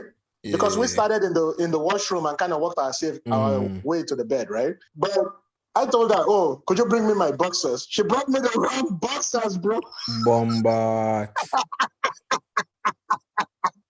What if she just went out and bought them? Nah, bro. The boy left the boxers in the bed waiting them and get on the session and she go back in the bed. No, I see what you're saying. I'm trying to look at the possibility that you're wrong. I got boxer briefs. She brought me boxers, man, with a hole in the bottom. I was like, God damn, what the fuck? What is this? Jack, them gal are bad. Yeah, Jack, my girl didn't even clean the sheets. Same sheet, no. She was like, oh, it's yours. It was on the edge of the bed. I'm like, edge of the bed? What? How many boxers? She couldn't even say, oh, shit, this is mine. She didn't even change the sheets, bro. She was fucking me and she was fucking another nigga like. Yo, how you feel, Mike? How that should make you feel, Mike? You know what? I have a lot of PTSD, Jerry. Everyone, I talk about this, man. I wish I could go to the VA hospital. But they won't take me because I'm a conscientious objector. But and that's what I try to say to Timon. Timon, he looks at, and I told him this, he looks at the world through like a gynocentric lens. He's been poisoned. He's been poisoned by feminism Kool-Aid. It's four guys talking about a woman, and we don't have a woman's perspective. Oh, like women don't do that too. Shit on niggas like fucking. Yeah, but what we trying to do? Be the same? No, see, I'm just saying. Timon, think about this. CNN, ABC, NBC, women control the whole fucking media. They talk shit about men for days. Toxic masculinity, this, that. Oh, men are this, men are that, men ain't shit, blah, blah, blah. A woman gets 3 baby daddies and everybody says, oh, men ain't shit. Who spread the legs? Bro. And we're going to say to her, like, listen, maybe obviously, Mike, obviously, niggas fuck the same woman and didn't learn. Obviously, the bars he was spitting spread her legs. Like, it's that simple. That nigga game so good, like her legs just open up. Like, it's respect. Yo, question to the man. I have a question, right? Yeah. When y'all dealing with a thing, right? Like a new thing, do y'all judge the potential of where this can go based off of how easy she give it up? Yeah. Of course. I already judged it before nature. I get it. Not really. Yeah, okay. Because I feel like you don't have enough information about me. You don't know me enough for you to be in the situation with me right now. And if that's the case, I feel like this connects to what Mike was saying with the whole like the type of the body count thing. Because then the fact that I realized how easily I got through, my next thing is gonna be like, yo, what's the mileage on this? See, that's not the thing. That's not the thing, right? I feel like, right, because I am a flirt. I'm a flirt, bro. I'm a flirt, and I feel like I carry a lot of sexual tension with it. Should I say that? Maybe not sexual tension, but a lot of sexual energy with me. So now I come talk to a girl, right, or whatever, and then like the type of way that I'm speaking to her and like everything, like it's I expect them to actually give me like the pussy within like 4 or 5 days, honestly, because that's because your confidence in your ability to do that, you check.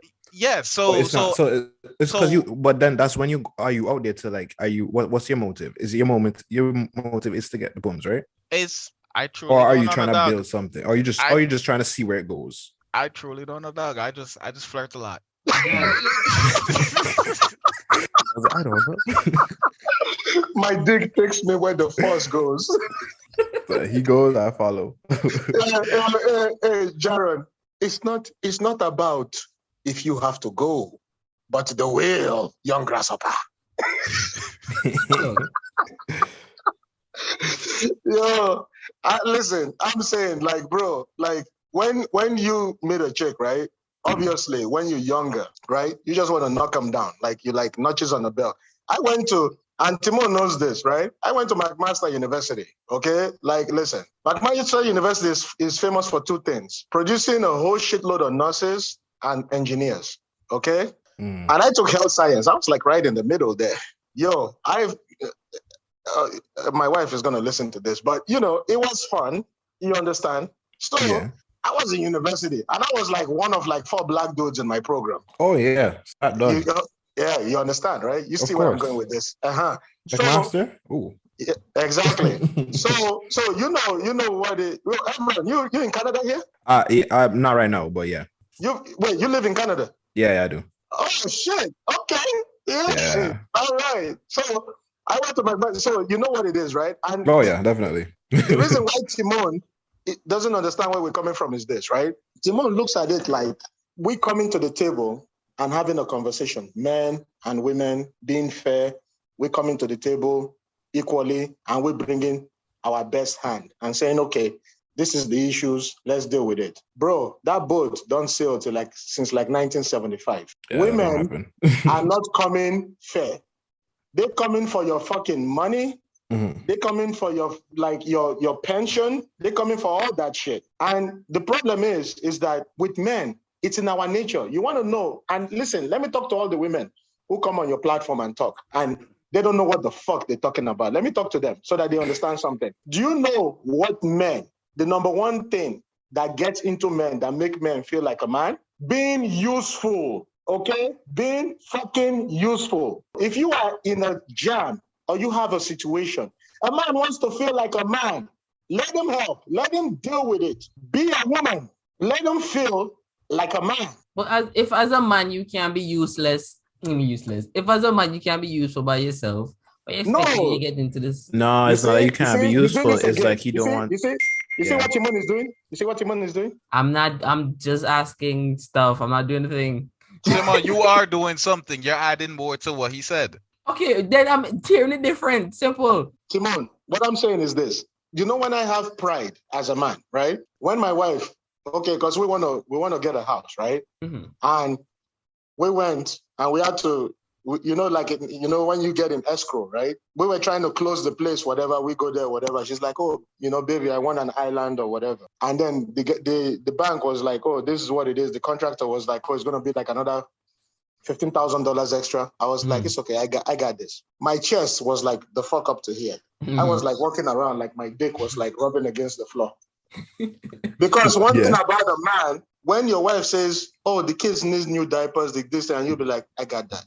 And you got it, bro. I know what you mean, Mike. Yeah. You understand? Like a fulfill it. You feel like, I'm doing what I'm supposed to. I'm here doing what I know what you mean. Okay, but something as simple as just like buying a gift as a boyfriend to your girlfriend. It's like, and you just see that smile on her face. It's just like, that alone, Yeah. Okay, let's say this woman knows that you can provide for her all her needs and her kids' needs, right?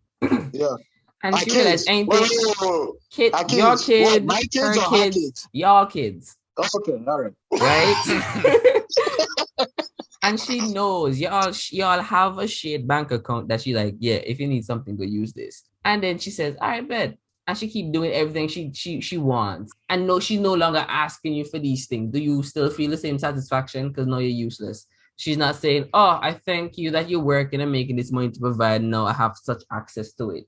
She have the access without having to go to you. No, because you got to understand two things, right? Women control access to sex. Men control access to marriage. Okay? Yep. A woman controls the access to sex. If a woman says she don't want to fuck you, there's nothing you can do. Yep. It is what it is. But a man is the one that puts a ring on your finger and gives you that honor and says, okay, we all are Christians here. Yeah, we all are Christians here. And we ask ourselves one thing. What is the duty of a woman? When you ask a woman this, okay, they say, oh, to be your supporter, whatever. No. If you are a real Christian, the duty of a woman is to serve a man. That is in the Bible. It is literally in the Bible. Yeah, but the society when we say serve a man, then was different, Mike. No. But let me say this. When we say serve a man has to serve. So hold on, Mike. Hold on, Mike. No. This is real quick. You say back then was different. So you say the 10 Commandments, they loose now.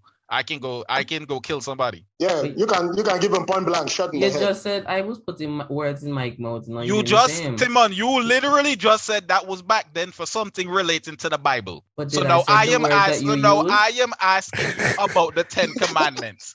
No, I didn't put anything in your mouth. I am asking you a question. That's the difference between what I am doing and what you did.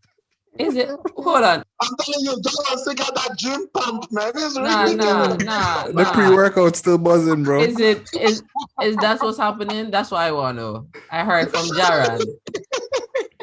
Now he just wants to make sure you're on the page that you say you're on, because. So when I repeated it, how I heard it, how come that was a problem?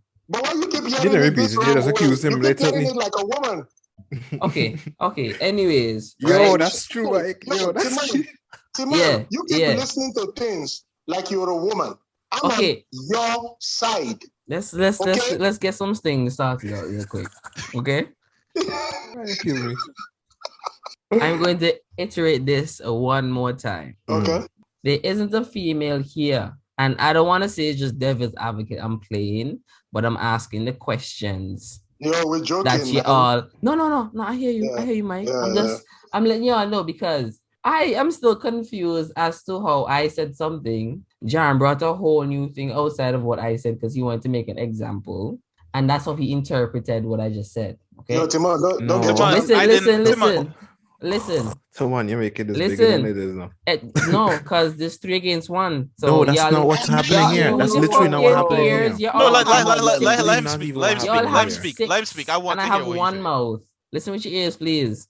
Right? The reason why I say it's a social thing. You need to do that because you've been listening with your heart. He's still talking. Right? When I said society, right? If you take it into context, the other day I was talking to somebody and I was like, Jesus was real disrespectful to his old lady. Because that one time when he was at the party for the king wedding or the wedding at the king's palace, his mom come up to him and just like, oh, hey son, could you go fetch us some wine? And he's just like, nah, woman, like it's not yet my time. I'm out here chilling with the homies. Like, don't disturb me right now. Like I don't work on it. Right? I don't work on the king's time. The king works on me. I'm Jesus, bitch. Hey, right? Jesus do no wrong, man. So I agree. At that time in that society, that wasn't disrespect. But you dare tell your mother when she tell you to do something, nah, I ain't doing that. Bro, as big as you are, she still gonna give you a cuff, right? And I'm saying society different. We would look back and say like, oh man, that was a little bit disrespectful. And back then they would. I'm just saying the society also helped dictate certain traditions, right? No, fair. And if we hold to those traditions of in that society, and you're saying upgrading our traditions isn't the best bet because look at where we are today from where we were back then. I'm saying there's a lot of factors that goes into it, but why doesn't the tradition change? Like even if it changes for the worse now, right? Why it doesn't change for the better, especially since you're aware of it. Okay, so what you're saying, Timon, first of all, it's not 3 against 1. Okay, we're having a conversation. No, I didn't mean it aggressive like that, but I'm just saying when I say something, it's 3 things coming at me, like No. Let me say this. First of all, when I'm talking to you, it's not even coming against you. It's not. I know. Yeah, like me and you, we've had these conversations outside of that, and and quoting you. Okay, this is your words I'm about to use against you. Jaron talks how Jaron talks. He doesn't mean it in that way. I know. It's just how Jaron is, so don't take it personal. And Jaron is going through a pump. That nigga is 170 pounds and shredded, man. Back off, man. The guy got it going on right now. The boy will eat your food. Let me tell you something, right? I don't scare, okay? Yeah, so I'm just trying to figure out that, because listen, it's like if I ask y'all, like, yo, is my mic working? And John and Everett say yes, and then you say no. But I'm just listening to the one that you say. You say no, and I hear 2 yes. And then the 2 yes switch to maybe, but you still saying no. So what I'm saying is this, right? And, and the thing is this, right? Obviously, me and Jaron, we agree on a lot of things, right? Because we've maybe sons of bitches. That's what y'all are. So, and even everyone agrees with us. It's the red pill, Timo. Timo, go on YouTube and watch the red pill documentary. The red pill. Even everyone agrees with us. That's what indoctrinating y'all. No. But let me say this though. Everyone agrees with us. That's why everyone has been very quiet about it. Everyone is a listener. I'm gonna be real. Everyone is a listener. I'm gonna be real. Everyone did ad lib a lot behind a lot of things that Mike said. He has been agreeing. Yes, man. I be following. I follow. And when you make sense, I tell you make sense. That's me. You know what it is? I will tell you this. Keep picking out. I have editing power, right? So Timon, I gotta talk and see what it is. Timon, this is what you don't see. I listen to your podcast, obviously, and I try to look for a donation button, but they don't have that, so whatever. But I was gonna donate, hey, why not, right? Support the platform, right?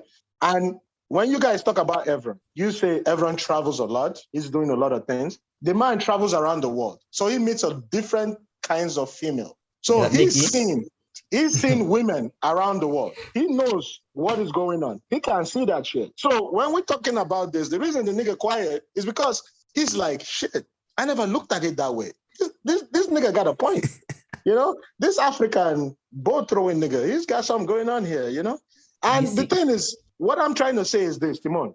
I am on your side. What I am fighting for, what I am trying to decommodify is your rights. Because, Timon, if you find a woman today, right, you get married today, whatever. As your boy, you'll be like, yo, Mike, I'm getting married. You invited, of course, whatever. Fine, I will come. But here's the thing. You know what I'll first tell you? Sign a fucking prenup. Because guess what? If you divorce, she will take half your shit, half your house, half your pension, take your kids away, all that. Because that is how the laws are designed. Against men. And women don't fight to say, they fight for equality. But I don't see them fighting to change the marriage laws to say, hold on, Mike. This is what it is. This isn't really relevant, but I just want to tell this to Timon. Yeah. I just flipped the coin 10 times and I got heads 3 times till 7. And and this is good because okay. Let me address this point because like I'm a science guy and what Timon was saying made no fucking sense. So Timon said this, right? Timon says everything. Let me tell you, son, right? I can't say attack because I have Timon. editing power. Yeah, the boy hurt. No, I'm not. You're gonna edit me, Timon? This is where our relationship has gone to right now. Timon, even if a bitch turns me down, I don't take it personal. But you editing me, that hurts, man. I'm just saying. I'm just letting y'all know that that's something I can do. Hey, man. Timon, don't act like you got some Terry flaps, okay? Relax. Timon, I'm gonna tell you this, right? Timon, my life changed after my first knuckle. Because this is where I opened my eyes now. Mike, the first girl that cheated on me, right? I was 15 years old. She was 15 years old. She cheated on me with a dude that was 21 or 20. Right? And when I Mike, at 15 years old, I was probably like 140 pounds or so. And I was bigger than this dude. I was bigger than him. So I'm looking at this dude and I'm like, I didn't even feel sad anymore. I was like, it just disgusted me. You see what I'm talking about? This nigga was dirty, and I realized like the fact that she actually made this choice, even if he manipulated her, she made the choice to actually speak to this nigga. She made the choice to actually be around this dude. She made the choice to go into this room and take her panties down. Exactly. So I realized like should have asked her body count. And listen, don't forget this. Problem. No. Yo, Jaron, don't forget this. When she was fucking the guy, the dick slipped out and she put it back in. Listen here, right? Yo, I didn't want to hop on your pain, but I just had to point that out. Listen, you know, well, Jan had a type at the time, and it was toxic females. Who's to blame? No, but Timon, you talk about all these girls, whatever. You were talking about Evron, okay? Evron drives fast. He likes fast cars. The guy, he lives his life. He's doing his thing, right? Okay, if Evron meets a girl tomorrow, like a chick that is dating, whatever, he starts like with the chick or whatever, and then guess what? His driving is like, I'm an old head with like Shelby's and stuff. Okay, so let me just say that. Let's say he's driving like a fucking Camaro, okay, with a Hemi, okay. What do you call it? 870. Let's just say he's driving that, and it's like, got balls for this, like right, and then he gets in an accident, and he becomes a quadriplegic or something. God forbid. That will never happen. By the grace of God, never. But that happens. Do you think that chick that he picked up in that car and all that, you think she will stick around? She shouldn't. What the fuck you speeding for? Who sent you? You don't know the speed limit? Okay, but let me say this though. Let's say he was dating the chick for 4 or 5 years. He was with the chick. Serious. Like they were going to get married, whatever. Do you think that chick will stick around? Hell no. But guess what? Why? But here's the thing. No. Let me finish this. Timon, let me finish this. Go ahead. Because there's something to do with honor and loyalty. You, Timon, you, Jaron, you guys will be there. You'll be in the hospital. You guys will be by his bedside. You'll be there constantly. You'll be like, my boy is sick, whatever. You guys, he will be in a wheelchair. You guys will drag his ass out. Be like, let's go drink it. That is the difference between us and women. Yeah, but Mike, we don't have to go sit down on the chair to go fuck you. No, so but this is what I'm saying. We don't have the same level of intimacy that your wife or girlfriend would have. See, Timon, what you just did there, you just excused somebody having a bad attitude and a shitty human being. Okay, yes. Because this is who she is. Yes, but all I'm saying also too, I'm just saying, look at it from other angles, because we can look at it that way and then it's just a straightforward story, the plot that you created, right? And we see the point. She didn't stay because she bad. She just here for wrong reasons and not for seeking help, right? That's where you're going at, right? Remember. Yeah, but that's what I'm trying to tell you. Okay, now that we all know that we're on that same page, right? And we already know what this endpoint is, I'm saying, right? What we're not thinking about, like, she didn't sign up for this. Like something tragic happened, but like you were driving the vehicle. Was she fighting? Wait, was she fighting or arguing with you or telling to speed? No, but maybe you weren't speeding and somebody get into an accident with you. I don't know.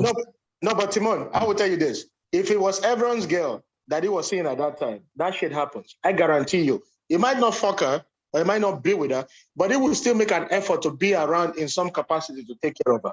Because men, the way we look at things is completely different. A man can't just, you could be, and you've gone through this too. You've gone through this too, Timon. You could be dating a chick. All of a sudden, she becomes cold. She shuts off everything, cuts it off, blah, blah, blah. She's with a different guy. And she becomes a completely different person Women can do that because they monkey branch from relationship to relationship. Any chick you're seeing right now, Timon, don't think you're the only guy. Okay, Mike. 2 or 3 niggas behind waiting. Same scenario with the vehicle, right? No. I'm saying wait, hold on. I want to go back to that one. Just switch it up. So you in the car and she's driving, she's speeding, weaving through traffic, getting into accident. She's crippled. You have to take care of her, right? Your thing is you would stay here because you love her, you're loyal to her, and provide. No sex on the table because she's in a wheelchair, and you're here for her. That's what you're saying, right? No, let me say this right now. Can I say this? Can I say my point? Can I say my point? This is what I'm saying. God forbid if it's my wife, she's driving whatever, I get in an accident, and she becomes a quadriplegic, we get in an accident, right? And she's my wife. You know what I would say? I would say, listen, this thing happened, whatever. It is what it is, right? I am not going to divorce you because you are my wife. I will stick by you. Does that mean that I might be getting some like pussy on the side? Of course I might do that. Timon, that's what you're supposed to. You're supposed to get yourself a nice look aside. I didn't say and then take care of your wife. No. But Timon, let me say this: that woman, because I'm not a woman, I don't need emotion to fucking get me to fuck somebody. I don't need emotion. I can compartmentalize things like and say, okay, this is just like me busting a nut. That's it. That's what it is. Assisted jerking off. That's all it is. That's all it is. Because men, for us, we don't need emotion. For a woman, for her to spread her legs, a nigga got to meet certain criteria. Women are emotional beings, you know. A woman can have a boyfriend. A woman can be seeing you, Timon. Okay, she can be seeing you. Oh, this is my guy, whatever. But she's already emotionally divorced from you. She's with somebody else from her work. But while you're in that situation, how your financial situation is like for both scenarios, man and woman? It does not matter because I'm the man. I would do what I'm supposed to do to make sure that she's okay. Because I took that vow. It's my job. When you're in your wheelchair, no money. What's your? What I talk about when with disability coming? You want to live off of your disability check with you. But you see, that's the life you want for her.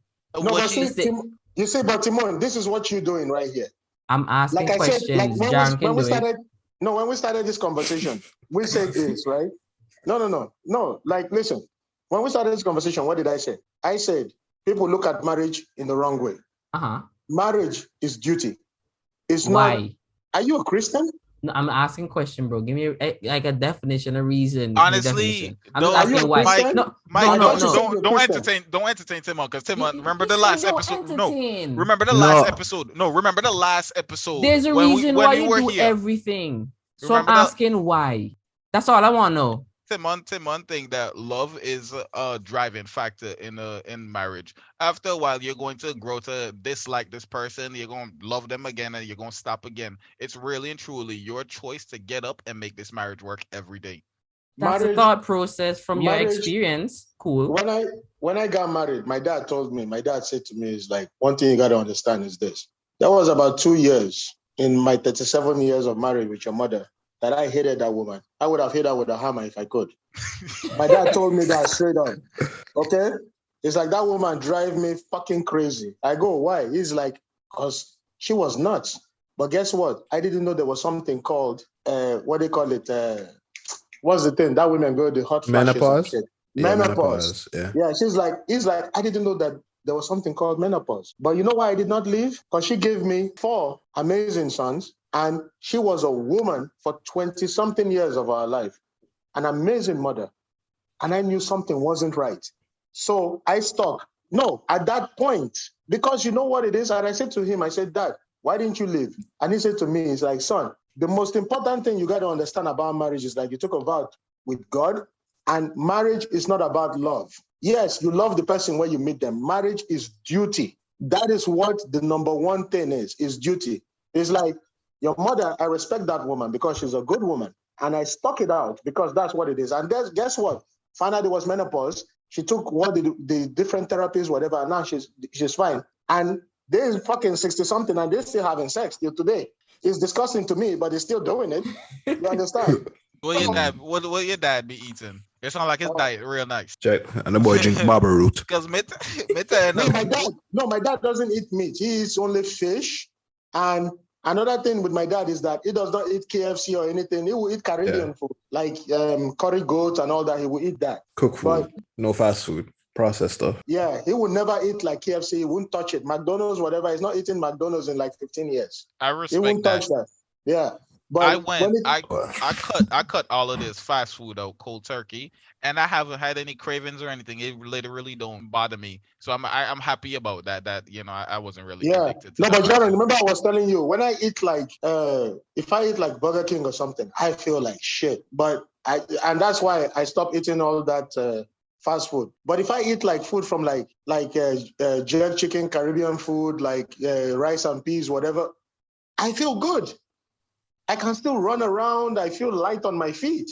I don't know what it is. But if I eat like fucking white people food, oh my God, man. It's like somebody weigh me down with a stone, like it's horrible. Like, oh my God. Like it's like somebody put like, a bunch of rocks in my guts or something and sink me. So that's the thing. But, he told me, he said, that's why I stuck it out. Timon, you're looking at this the wrong way. If you come into the way you think it. Why is my views wrong? Just because it's different. No. Okay, so the way you come in at marriage, the way you look at marriage is that you're looking at it as it's for your interest. That's not how you look at marriage. Marriage is something bigger than you. You have your marriage, you have your kids to come, or your kids you have, and you have the institution. You understand? That thing is a sacred thing. Because me, when I go into marriage, my wife, no matter what the situation is, I am not going anywhere. Because guess what? Even if, God forbid, I hope it don't happen. If she becomes a quadriplegic, I hope her pussy work. Because listen, hey, I ain't going nowhere. I'm not going nowhere. And listen, she might be stuck like a fucking firewood, but listen, I'll be like, babe, I ain't raping you, but you feel this? You know what I mean? You know what I mean? Because I'm not going nowhere. Because I love that woman. She's an amazing woman. I feel you. Just because, and I won't lie to you. Even me thinking about shitting on her is like, it makes me emotional because I'm like, I can't do it. Because it's like, she's an amazing woman. She's an amazing wife, an amazing mother. And Jesus Christ, my mom doesn't like anybody, but my mom loves this girl. My mom is like, my dad is a good man. Like, he's my dad. Everyone, Jaron, Timon, if you guys met my dad, you'll be like, yo, this guy's like a triple OG, right? But you met my mom, you'll be like, Jesus, what the fuck, right? But he loves the woman, I feel you. She's like a pessimist. I think I inherited that shit from her, right? Like, she's like a fucking pessimist. Like, my dad is a glass half full, and my mom is like a glass half empty kind of woman. You know what I mean? So that's the thing. Yeah, gotcha. It works for them. I'm not saying you can't find love. Let me tell you something. I want black men and black women to be married. I want them. Now, if a black man decides he wants to marry a white woman, okay, sure. Am I going to hate on love? Fuck no. Marry who you love, right? But you got to understand, everyone, Timon, Jaron, where you guys are, the situation you are in, what you guys have done with your life, you carry the burden of your people going back years. You don't only carry the dreams of yourself, you carry the dreams of me and even men in Africa. You carry all that on you. Every way you act, I will be judged on it. Yeah. The thing is, right? The thing that's appealing about white women is that white women, they come off as more submissive than these black women. Yep. Because black women know, bro. The other day I saw black a girl. Woman thump off your head. The other day I saw a girl, right, post on her WhatsApp status. She said, "Why these niggas scared of a female with masculine energy?" Like, bitch, am I gay? What? Like, am I gay? Like, why would I want a woman with masculine energy? Right? Like, why you teabagging me? Like, no, you know what? Sudabasca is like, maybe what do you call it? Do you want a vagina or do you want to cross swords?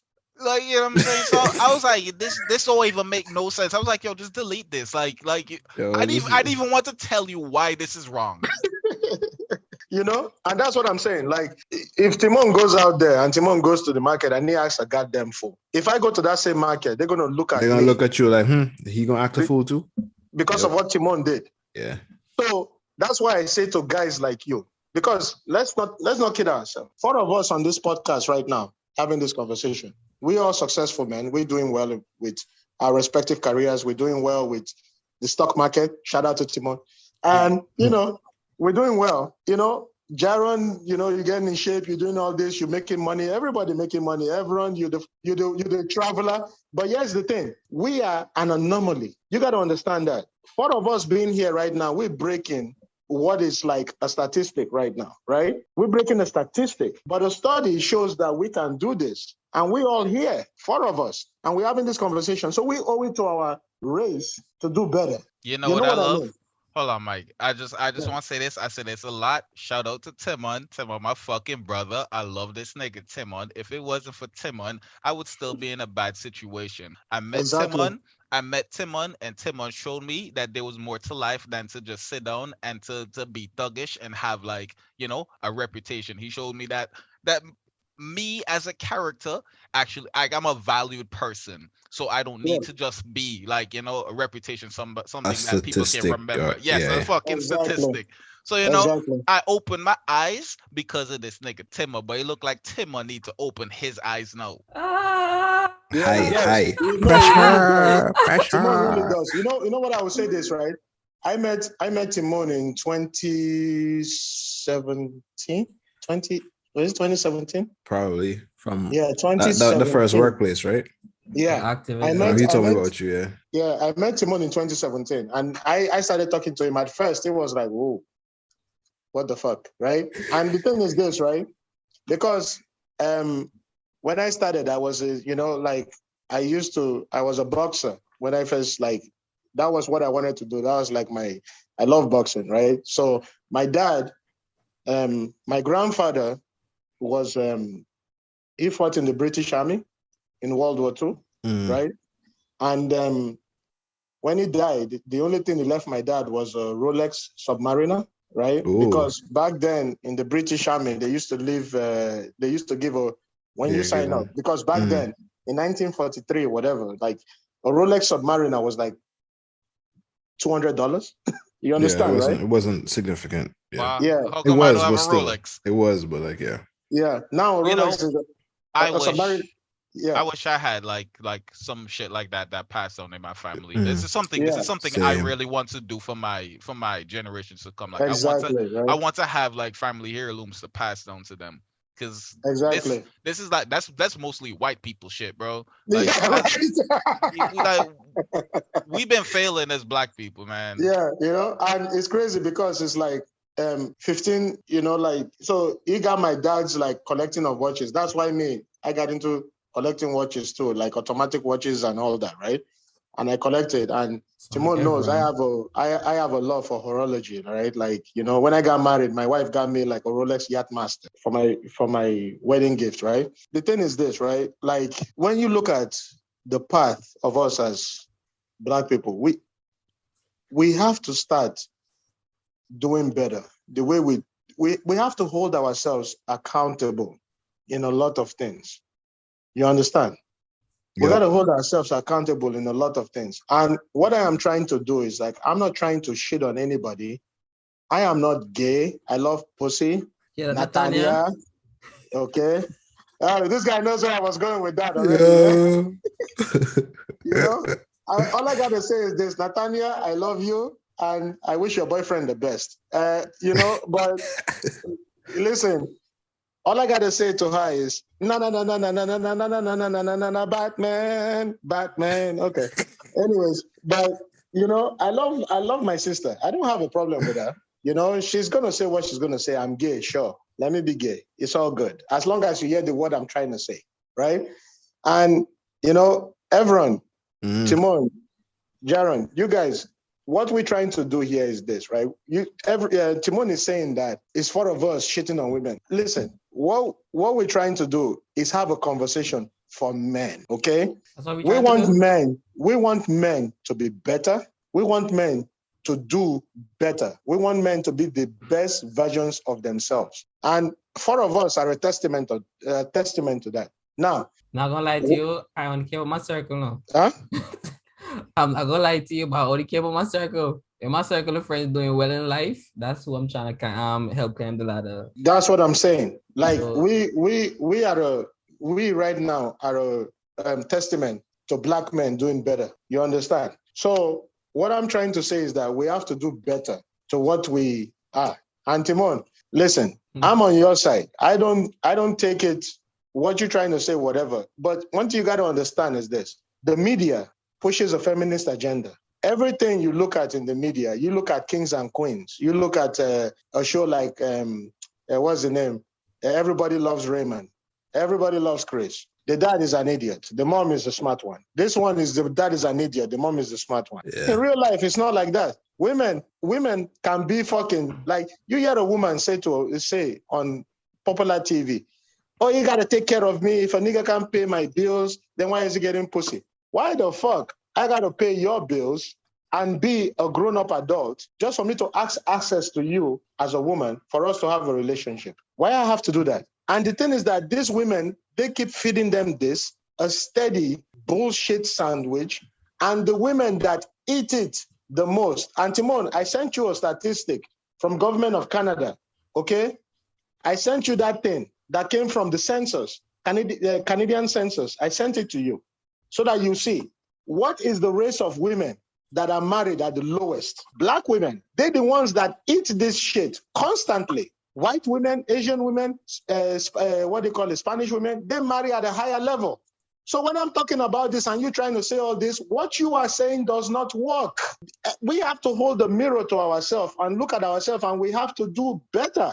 And we are not, as a people, we are not doing better because Preacher Mike, give me a second there, right? Yeah. So I'm hearing you say all this, right? But let me just get this straight, because I just have questions to figure out why we have the opinions that we have, and some of it is tradition based. I remember maybe. Oh, I'm sorry. Goddamn, this was a 12-year-old bottle of scotch. Goddamn, that was good. Okay, continue. Yo, hey Mike, I don't drink anymore. Say what? Why? It's for my fitness journey. I had to. Mike's so offended. Drop all that. What are you, Amish? So I don't know if it was Jaron or Evran, but on our podcast that we did the first time, you were saying that equality isn't really real or supposed to be how it is. Like the roles that we have, men can do certain things that women can't do or would have a hard time doing, right? That's true. And he said tradition is based on our ancestors from caveman time who were providing hunter-gatherers and stuff. So I'm saying, if tradition was built by the society that is in, because like tradition is what a group belief or behavior that's passed down for like generation to generation, that's why you have tradition, right? What made us choose the tradition that we have? Like, why don't we evaluate it? Because you were saying we weren't evaluating ourselves before to stick to these, be loyal to these rules.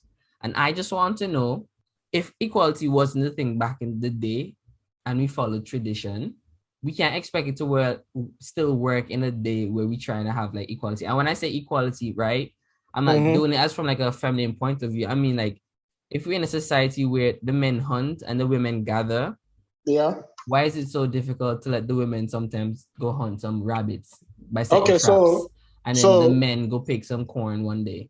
Like, so I'm just asking, like, when people talk about it, when people talk about it, they say that the men were the hunters and the women were the gatherers, but they never ever once say that maybe the guys and them took off the Saturday hunting and decided to gather, and the women decided to stretch their legs, right? No, so you said a lot of things there, but let's go back to the stuff when you say hunters and gathering. Okay, it's still the same today.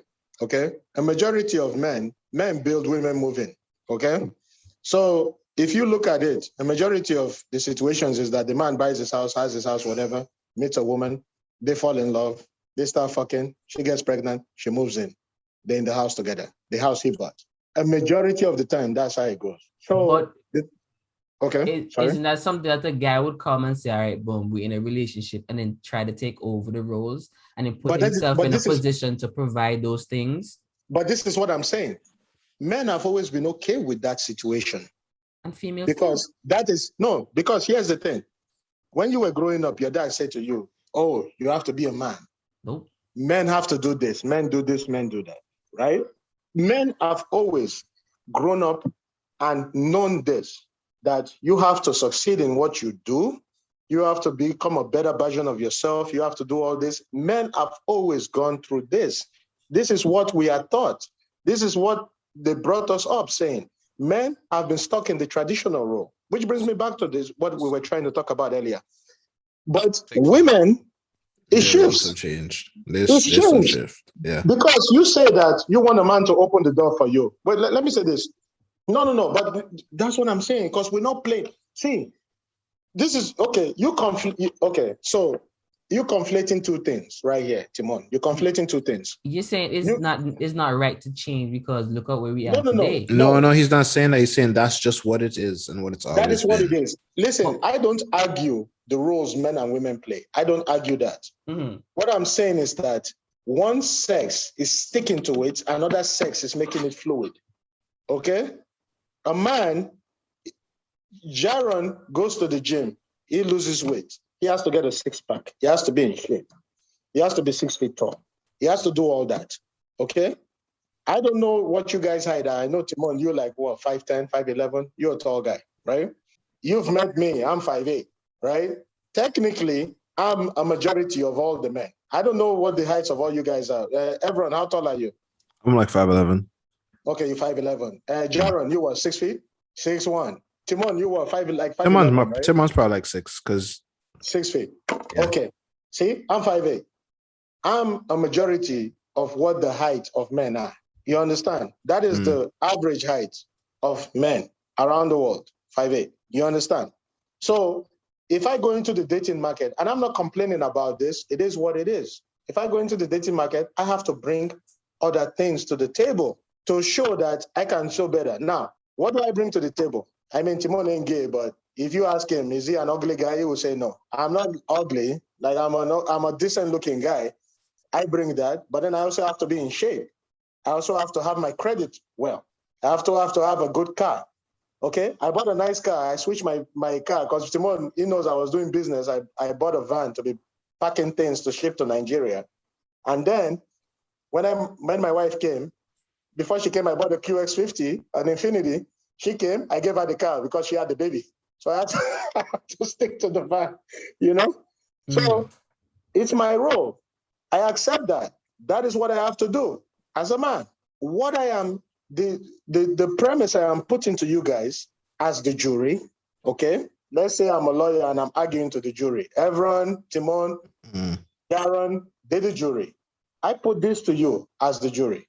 Why is it that my role stays the same and their role keeps shifting? That is what I am saying. Because y'all keep saying tradition. But he said it earlier, Timon, where it's not like we have the option to shift it either, because once we shift it, we useless. So a man is still required to be a man based off of still the tradition, but a woman is not held to the same standard where she needs to maintain that role. No, I get what you're saying, but then it's still like oh, I know if I go down the step, I'm gonna fall, so I'm not gonna go down the step. That's what it just sounds like. It's like you know that it's not gonna work, so you don't try. Wait, why? Because I'm not. Me. Yeah, well, duh. I'm not trying to be a bum. You lost me completely. What the what? Yeah, I'm not trying, because like I'm trying to see what's the problem with it though, Timon. Like, because I am not going to change my standard of being a man. One, because I am a man and I believe I want to be a man. I like being that role of a man.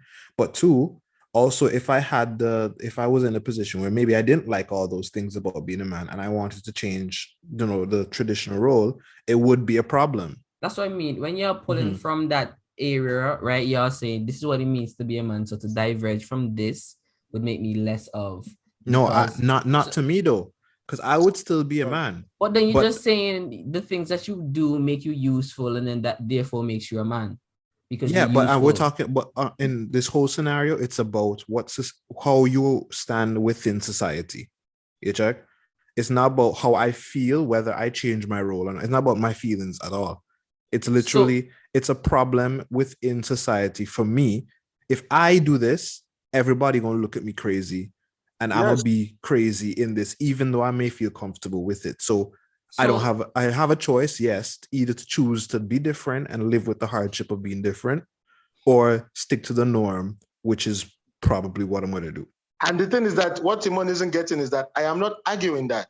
I accept what the roles are of a man and a woman. All I am asking, and what I am putting to you guys, and Timon especially, is this. Why is it that Jaron or Evron has to be 6 foot tall, make $100,000 a year, has to have his own home, have his own car, have everything together, and the woman brings absolutely nothing to the table? Mike, they bring pum pum to the table. That's something. That ain't what shit. You could get that shit from the Korean district for $200. So then, look, I don't know what kind of females you all be meeting while y'all come to this conclusion. Maybe I feel you're not talking to enough. That's my problem. Maybe that's the problem. Timon. Maybe that's what it is. Nobody, I hear noise, but nobody wants to have to say. No, wait. But Timon, how are you going to say wait? So I'm going to say the same thing you're going to say. No, you're not. So how you know? Already, no, but how you know? Timon, you said you don't want to know. Listen. You don't want to know. Hey, what I have to say. I know, but I'm just saying. You could wait until I say what I have to say, and then say, "Oh, I wasn't going to say that," and then say what you're going to say. Go ahead then. No, go ahead. I was going to let you say what you have to say, but I'm just trying to figure out why. This is really what you're arguing to do. Pointless. It's not pointless because I got a point across. Hey. Anyways, right? You said you don't know what type of women that we talk to or whatever, right, Timon? But a lot of the girls that you talk to, they don't have any personality and they don't have anything to show. So now, how you are going? Like, what? Like, how are you going to tell Mike that he wrong with what he just said? I am not saying it's wrong. I am asking questions. How do we come to this? Because if we're not all on the same platform, you're on a different one. I'm trying to figure out. What made you decide to step up on that platform or step down on that platform? What was the driving force? Despite what your mother told you, or your father told you, and your teacher told you, what made you decide to these? Oh, it's just society. Okay, so society is dictating everything, but yet you're saying you don't want to change society because it's not going to work for you. Timon, you are entitled. Y'all just calling my name, but I was talking when y'all were calling. Oh, I'm sorry. You saying something? Go ahead. My bad. No, your platform. So I'm just trying to figure out, like, if society is the thing that will change tradition, right? If society is going to change tradition, but then you're saying it don't make sense trying to change society to be that stone in the pond to create ripples. You're saying it don't make no sense, so we're not going to do it. Why we come to this conclusion to see the upgrade, but don't take it because it's expensive or something. I don't know. Okay, so Timon, the thing is this, right? You're entitled to your own beliefs. You're not entitled to your own facts. Okay? So when you're talking about, like I said, right? Your beliefs are your beliefs, the facts are the facts. Okay? I don't come at this because I say, oh, this is how Mike feels, or Jaron feels this way. Tell me how Mike feels. I don't want to hear the statistics. You're not numbers. I want to hear what you feel. I've been saying how I feel about it. What I'm trying to say, you said, you said that, oh, we're saying this about the women, whatever, blah, blah, blah. Okay, fine. You might disagree with what we're saying, right? You might disagree with it. Fine. Go ahead. That's you. You're on the feminist side of the whole thing. Good. That's you. Right? Say one time. Bro, you're a feminist. Let's just leave it there. But, fine. But the thing is this, right? It's kind of like this. When they say like, oh, a man makes $1 for every woman 77 cents. That's bullshit. Like, if you look at, it's been so disproven, it's not even funny. Like, even people that say on TV, they can't say that anymore because it's such bullshit. Because guess what? Men work 60 hours a week. Women work on average 35 hours a week. Okay, men are can work longer hours. Men work harder jobs. They work oil rigs. They work they dig ditches. They do all this. They do deep sea diving, all that. Deep sea welding. Other things. Thank you. So men do harder jobs that women will never do. Okay, so that's why men make $1 to women 77 cents. That's just the fact of the matter. But nobody wants to say that because we have to make women feel good. We don't listen. We need to knock this shit off to try to make women feel equal. We are not equal. maternity leave is something that you don't have to think about when it comes to a man. Yes, we are not equal. Frequent bathroom breaks, the time of the month is not going to affect the way that we work or any of that. It's just what it is. Now, Timon, let me ask you this. Am I going to be able to carry a baby? Of course not. I'm not going to be able to carry a baby. If it wasn't for my wife, my daughter wouldn't be here. And I love that little girl. Like, she's my world. I love her. But she wouldn't be here if it wasn't for my wife. You understand? And I see my wife in her. And I love her for it. But the thing is that I am not saying that women are bad. That's not what I'm saying. I get you. I'm not saying women are wrong. What I'm trying to say is this. For women to be happy, women find fulfillment in a family with a husband. If you look at it, the most unhappy women in the world are women who are in their late 30s, single, and not married. They take more drugs, they take more of this. And it's mostly Black women, because that's what I'm trying to do. I'm trying to fight for them to change their thinking. See, my wife has a cousin, her name is Wumi, okay? She was like single for the long time. She was buying into all this feminism bullshit. I literally met her because everybody was beating around the bush because she makes money, right? She makes good money. She's like this thing. First of all, she don't pay my bills, so I tell her what the fuck I think, okay? I make my own goddamn money. So when I came into the picture, I told her, she's like, oh, this. And everybody was talking and all that stuff. They're like, oh, you go, girl, whatever. She's like, oh, Mike, you're not saying anything. I say, yeah, because you're an idiot. She's like, what? I said, yeah, because you're a fucking idiot. I'm like, who gives a fuck how much money you make? Any man, think about this. Any man that goes with a woman, it don't matter how much money she makes. See, a woman making money is like a fish needing a bicycle. Who gives a shit? It don't make no sense because I still got to pay the bills. It makes no goddamn sense because they say they're modern women, but if you go out on a date, you have to open the door to the car. You have to pay the fucking bill in the restaurant. So what are we talking about?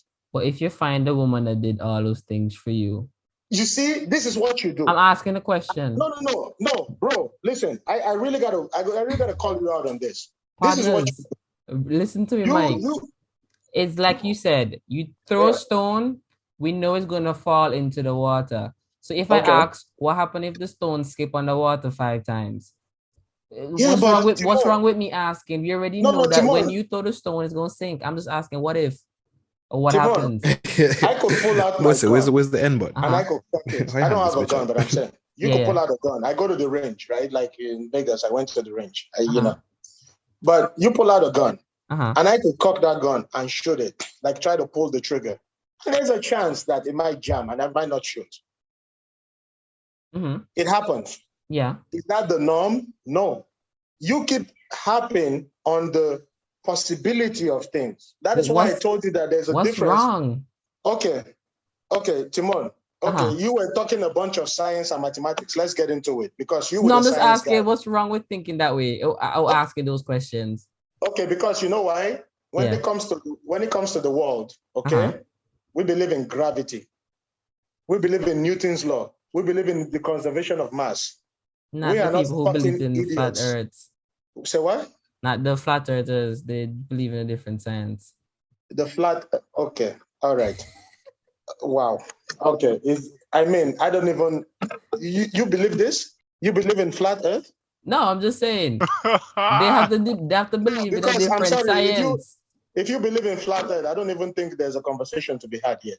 All right. Because I'm sorry, I'm a science guy. That's like you telling me if I'm like an accountant that 2 + 3 = 4. Like it's so stupid. I'm sorry. Mike, get the gloves. Go get the gloves. No. You could probably kick my ass, man. I've been out of boxing for like 8 years, man. You're the man, man. You're the man. Yo, Timon, you got balls bigger than mine. Take it easy, man. Take it easy. Shut up. No, I'm saying like the thing is that we don't believe in like. Okay, Timon, if I'm in the car with you and the police pulls us over, like you're driving and the police pulls us, I'm gonna pull out my camera and start recording. Right away. You know why? Because I don't want my boy to get shot. and I want to get this shit, and I'm gonna go live. I'm gonna make sure that shit saves. Okay, saves right away. Because I'm not gonna take my chance on the possibility that the police officer is a nice guy. You understand? Like, bro, there's just basic facts of things, right? There's probabilities of things. On a bounce of probabilities, we talk about, okay, you were going into science, right? And mathematics. Okay, let's get into it. You got into astrophysics, right? Astrophysics is about, the comets, planets, stars, constellations. Fine. Time travel, wormholes, all that. Okay, stay with me. I'm getting to a point. When you talk about what they call it, probability, right? And possibility. Sorry, Mike. I just want to let y'all know this is not my field. Okay, it is fine. So I'm listening. Yeah, probability is this, right? Okay. In astrophysics, we know that, okay, how should I put this? We live in a world that is three-dimensional, okay? So your space in relative to what you touch, your proprioception relatively to what you touch is three-dimensional. You look at the world in three-dimensional. One-dimensional is when you draw like something on a piece of paper and you look at it directly, right? Two-dimensional is when, let's say a cartoon, and you flip the page from paper to paper, right? You know what I'm talking about, right? Are you guys with me? When you draw like each thing in a different position and you flip the page and it moves, that's two-dimensional, right? The probability of there being a planet that is like ours, considering there's like 193 trillion to the 10th power of a trillion, is high. Because if you look at the beach and you look at the sand, each grain of sand is a galaxy. So you can't tell me that probability-wise, most astrophysicists will tell you this, there's got to be a planet that is like ours. That's why they keep sending signals everywhere, because it is just the magnitude of the scope of the galaxies, the multiverse is so huge that there has to be a planet like ours. But here's the thing, you getting married and getting fucked over in family court, there's a high probability of that too, that she would take half your fucking money. Have I simplified it enough for you? Bro, I see the way how you see it. No, it's a fact. I'm telling you that if you go to court, those kids, you're going to have visitation. They're not going to live with you. They will live with her. Half the money, half your paycheck, about 30% is going to go to her every paycheck. It's just what it is. You realize a lot of these, let's just put it there, right? So even though these rappers, they're not touring because of the whole COVID shit, and they go into court with these women, and these women still getting these children, and these women, they don't have no job, they don't have no house or anything, and these niggas paying mad fucking child support. Yep. Even though he's the one with the money, with the house, and with the stable job, they still get the child support, they still get the money. If everyone on his trips around the world goes to Brazil, and we know niggas love girls with big booties, all right? Everyone goes to Brazil and he's pushing his fucking Aston Martin down the coast of like fucking Rio de Janeiro or something. And all of a sudden he meets a nice senorita. And he goes, oh, hello, how you doing? She's like, oh, you're from Canada. Okay, Canada, eh? Hey, guess I'm pregnant. They come. They get married. They here. Guess what? That bitch go and take half his pension. Because why? She spread her legs and she gave him a kid. And she means that. Now, here's the thing. All I am saying is this simple. If it's equality, why the fuck does he have to pay house spousal support and alimony? Why shouldn't it be 50-50? That is all I am saying. If we say that it's equality, it should be equality across the fucking board. Why is it that there is 1,500 women's shelter in Canada and there's only 2 men's shelter in Canada? Why? And more men are homeless than women. Thank you. More men are homeless than women. More men are victims of domestic violence. But men get attacked by women. They go to the police station. You know what happens? The police officers laugh at them. This is a fact. Someone, I feel what Mike's problem is. Mike's problem is that this whole concept of equality isn't equality in the sense that they're above. You check? And it's not a perfect world, so there's going to be perfect equality. Nah, but I'm just saying, in general, it's like there's always a room on the female side of the spectrum to get better. in terms of, equality, to raise they're never good in where they're at, and there's always room for growth where they're concerned. But when it comes to men, we always stop there regardless. You check? In society, in the social, whatever. I think based off what we believe, it's like, everybody deserves, if it was perfectly equal, I feel like nobody would have a problem with anything. But it's just not. And I think the problem is that it's not. And then men feel like they're getting the shorter end of the stick. Because we always do. And then there's a problem. Yeah. We always do. And then when we always do it and we're expected to not even flinch or show that we're uncomfortable with that because we're men. Tell a man who's been married to his wife for 19 years, and this is the court system. Even judges who have retired say that what women do is ridiculous. You guys can go on this on YouTube and go to these guys. They're from Canada. Their name is Abba and Preach. I don't know if you guys have heard of them. I know those guys. Okay, Abba and Preach. Type in Abba and Preach, custody battles. See what they talk about. Because guess what? It's not fair. The family court system is not fair to men. Men get screwed. A man could be married to a woman for 19 years, loved her, worked his ass off. Think about this. A man cannot get up one day and say he doesn't want to be married to a woman anymore. He can't do that. If a woman gets pregnant, a man cannot say, I don't want that child. I'm not ready. But guess what? If a woman says, I'm not ready, she can abort that kid. The man has no say. But the man has no say to say, oh, I don't want a kid. I don't want to pay. I'm not ready for that. He's still on the hook for it. How is that equality? How can you look at that as a sentient being, as a human being with fucking brain cells and say that is equality? How is that equality? I feel you.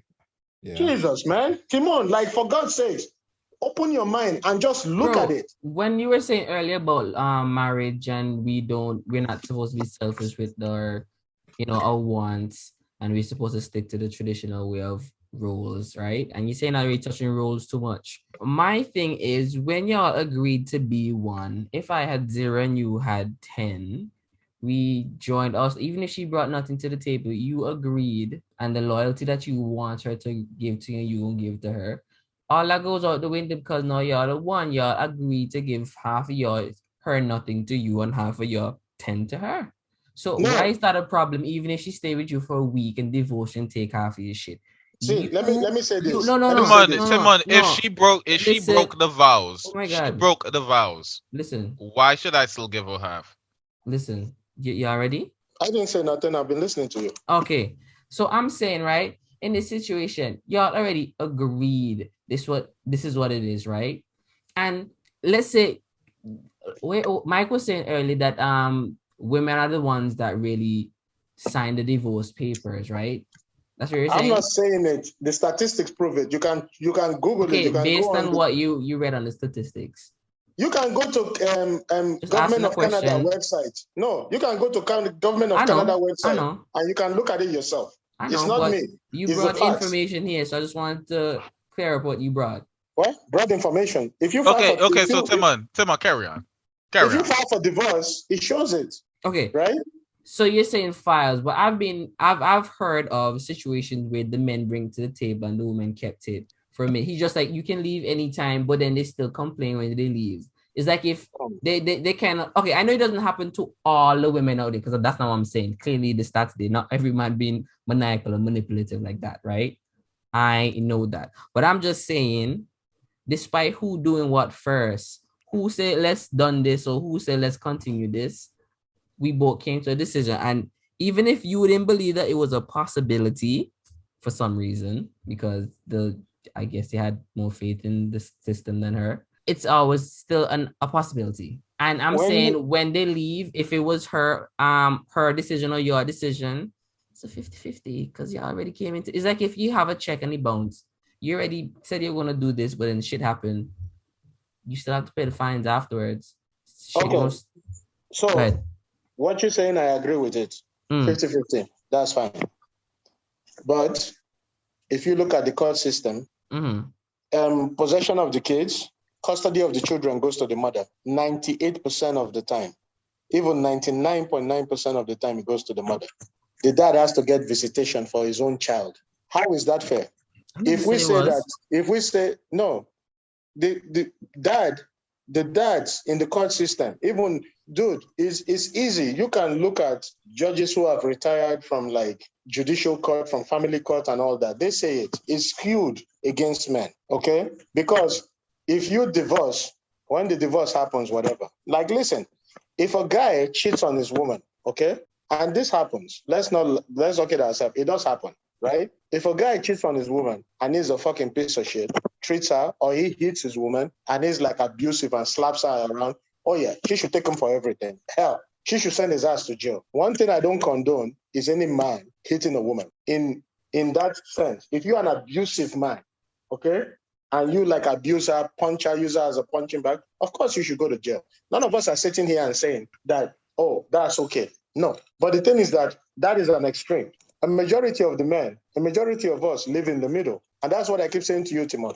There's extremes on both ends, but most of us live in the middle. If you and your wife goes through a divorce, please, for God's sake, I'm begging you, Timon, just listen to what I'm saying. If you and your wife go through a divorce, you have every right to have equal partnership with that kid. Like, you should have 50-50. But it does not happen in the court system. I know, I get that. It never happens. It's not fair in that regard. I mean, No. the reason that doesn't happen is because you kind of have to still think about the kid. Because having a kid uproot and then go somewhere else and da. What if I live in a different state or I live in a different city? Then what school is this kid gonna go? The kid gonna go to school by the mother for 2 weeks and then school by me for 2 weeks and then back to the mother for another 2 weeks. No, but I understand that. Like, if you so this is what I'm saying. Obviously, situations are different. Okay, so if you, let's say you live in a different state, that's fine. But you should have access to your kid. And you should be able to like say, okay, but a lot of these women, because of the way they think, and let's not argue with each other. And listen, Jaron, even everyone understands this. A lot of Black women's friends keep them single because of bad advice. Like, they tell them the wrong fucking things. They listen to idiots like fucking Steve Harvey and all that shit. They're like taking in bad information. You know what it is too, Mike, though? The thing is, though, a lot of those times, it's because the way how I see women move is you hurt a woman once and she forever hold that against not just you, and they take that with everybody else. Honestly, this day and age, these women, they don't even get hurt yet, but they already on the defensive. They already ready to defend. Yeah, that's true. What hasn't even been broken. So it's like, and I feel that came from niggas. It's like, but at the same time, it's not like it's the quality of the niggas they choose. Yeah, it goes back to that too.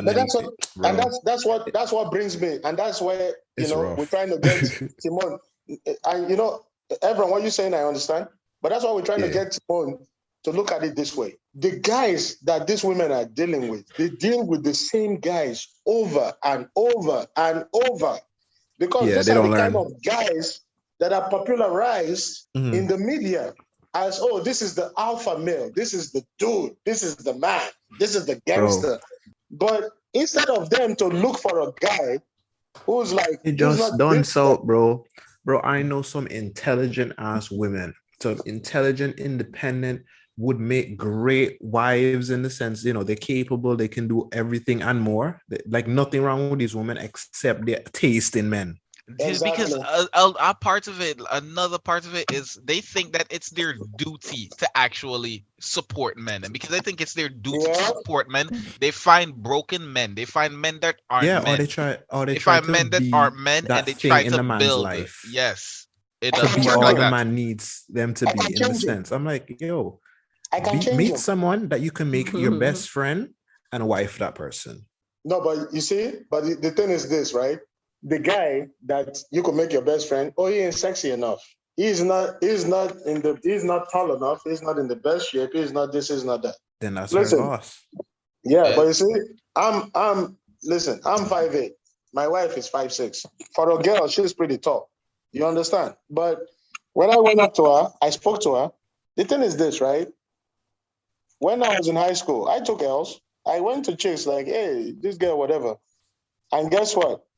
The chicks turned me down. But you know what is funny? I went to a house party. That same chick that turned me down then, that same chick I saw, after she's had like a dude got her pregnant and whatever, she's like, oh, we should hang out sometime. I'm like, no. Yeah. Your modest. That ship don't sail. You understand? Yeah, But that's this how is they what move. these women do. Yeah. I can ask Timon, I can ask you, Jaron, I can ask you, Everon. You guys will have a story of that situation. That there's the chick that was your girl. Like, you're like, oh my God, this chick is the fucking bomb.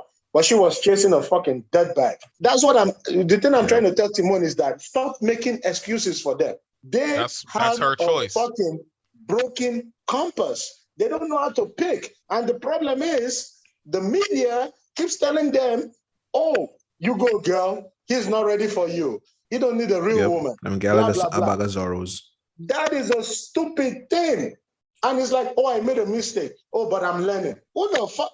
As a man, I don't have that choice. I fuck up, I go to jail. Or die. Or I die. What the fuck? You know, why the fuck do you get a pass? You say you want equality, then all of a sudden now, hey, things are about to change, but guess what? In the States, they're about to start drafting bitches too. Hey, you wanted equality? You're going to get it now. They're about to start drafting women. And guess what? The draft is coming to Canada too. They're going to start drafting women too. Let me go renew for my passport, see? See, Antigua call me. Yeah, I feel it, man. Like I see where everybody coming from. Like I know Timon's not just trying to play devil's advocate, but he's trying to get into into the deeper side of it too. But I feel everyone, to be honest. No, see, listen. The thing is this, right? Timon doesn't understand that I am actually on. Wait, what the fuck? We've not heard from Timon in a while. Where is that nigga around? Oh, Timon there, man. Oh, I'm here. You listening? First time. No, Timon, I'm on Timon's side, and I keep saying this to him. I'm on his side. I'm actually fighting for his rights. He might disagree with me on anything. I'm fighting for his rights. Like, for example, that chick came on, that Nathania girl, she came on, right? They were having a conversation and all that. She said, oh, he's gay. You mean the gay guy? The gay guy? Why is it that when a black man honestly I don't see, that's kind of how okay, so like for Caribbean people, for sure, for Caribbean people, we are literally mean for no reason because we don't take stuff to heart. So like we say the meanest things with intent of it being funny, but like I don't think she actually meant she was gay. You know, like that. She was just calling you gay because that's something she could call you. You know? Like I said before. Just because. Yeah, she just black. because. She black like I am. All right.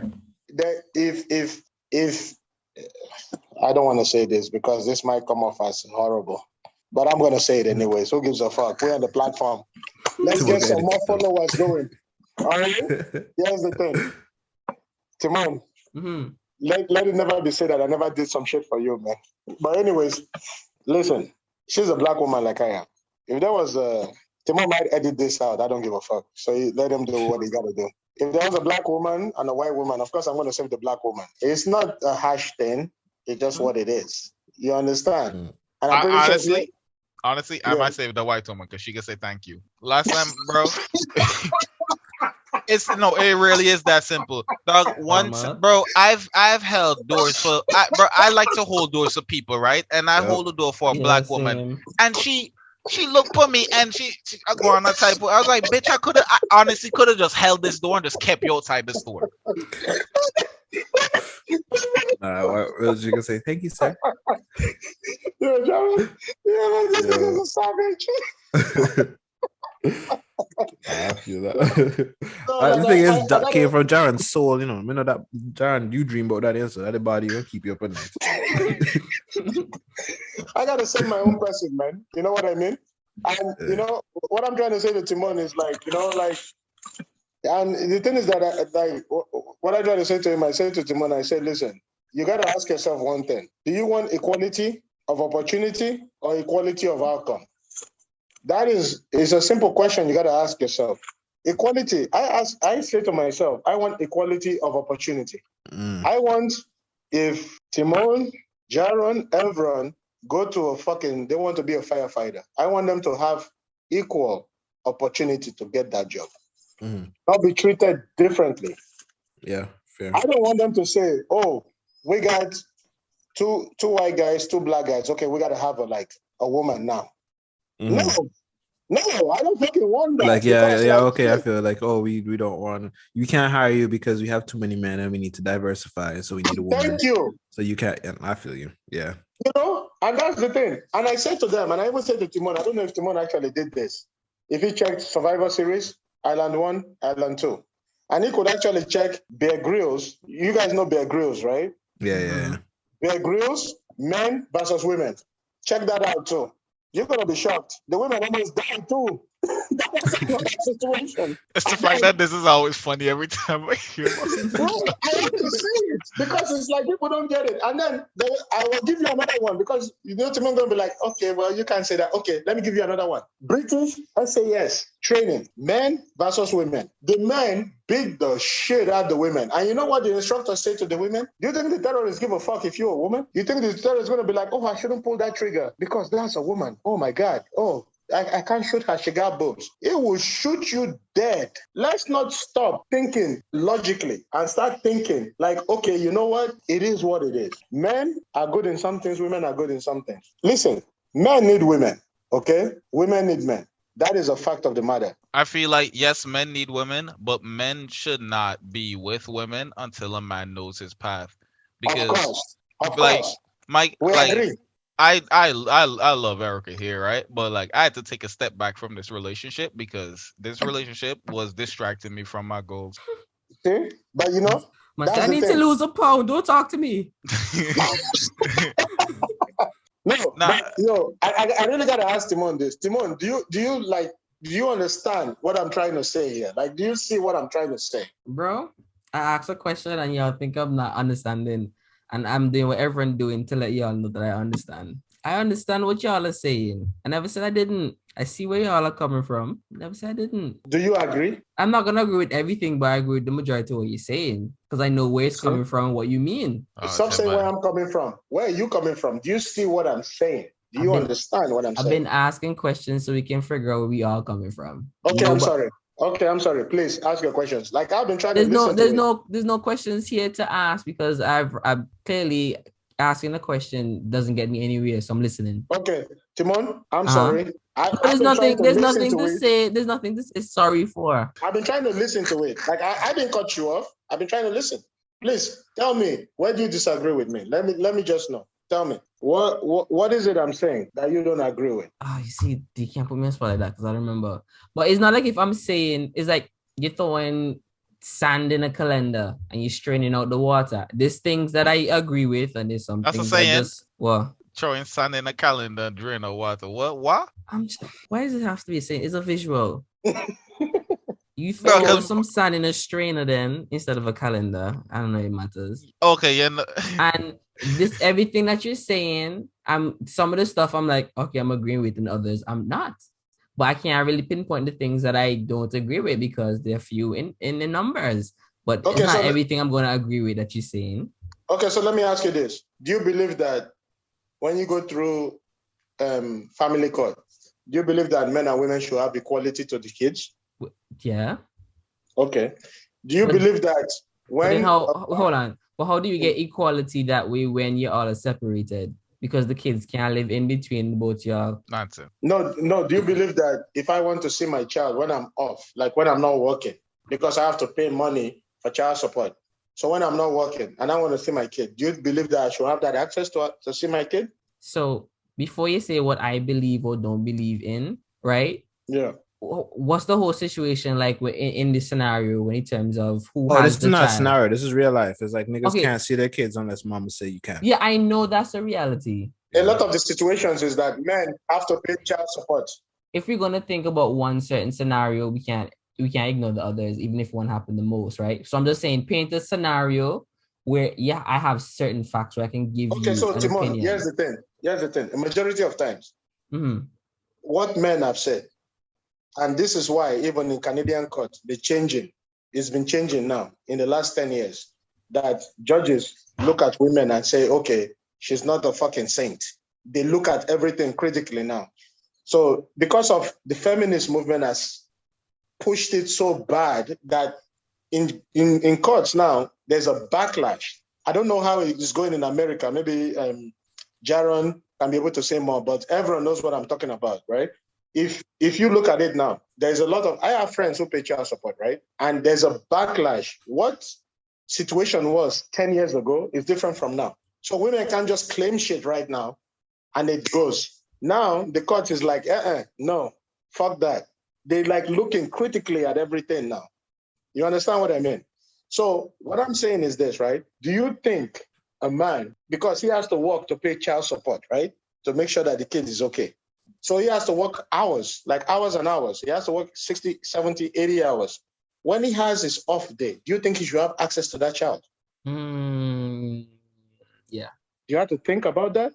The thing is, yeah, but remember these kids, like there's also the chance that the kid probably don't want to see this dad because the mother been poisoning this kid. That's what I'm saying. Okay, so it is like this. There's a lot of things to what if the child coming with you isn't the best choice for the child, even though you're paying child support. See, that is a bad thing because I am asking a question. I understand that, but I'm answering. I'm trying to answer it. I'm not attacking you. Just putting that I'm out not there. attacking you. Timon. It's for Jaron mostly. Come on, that's something you want to start with me? Yes, bitch. Yo, Timon. Yo, Timon. You're all right, man. You're all right. No, what I'm saying is this. Obviously, like the kid, that's the most important thing, right? Mm-hmm. The child is most important, right? Like I give my life for my kid, right? So, but the situation is this, right? A kid, and you guys can correct me if I'm wrong, right?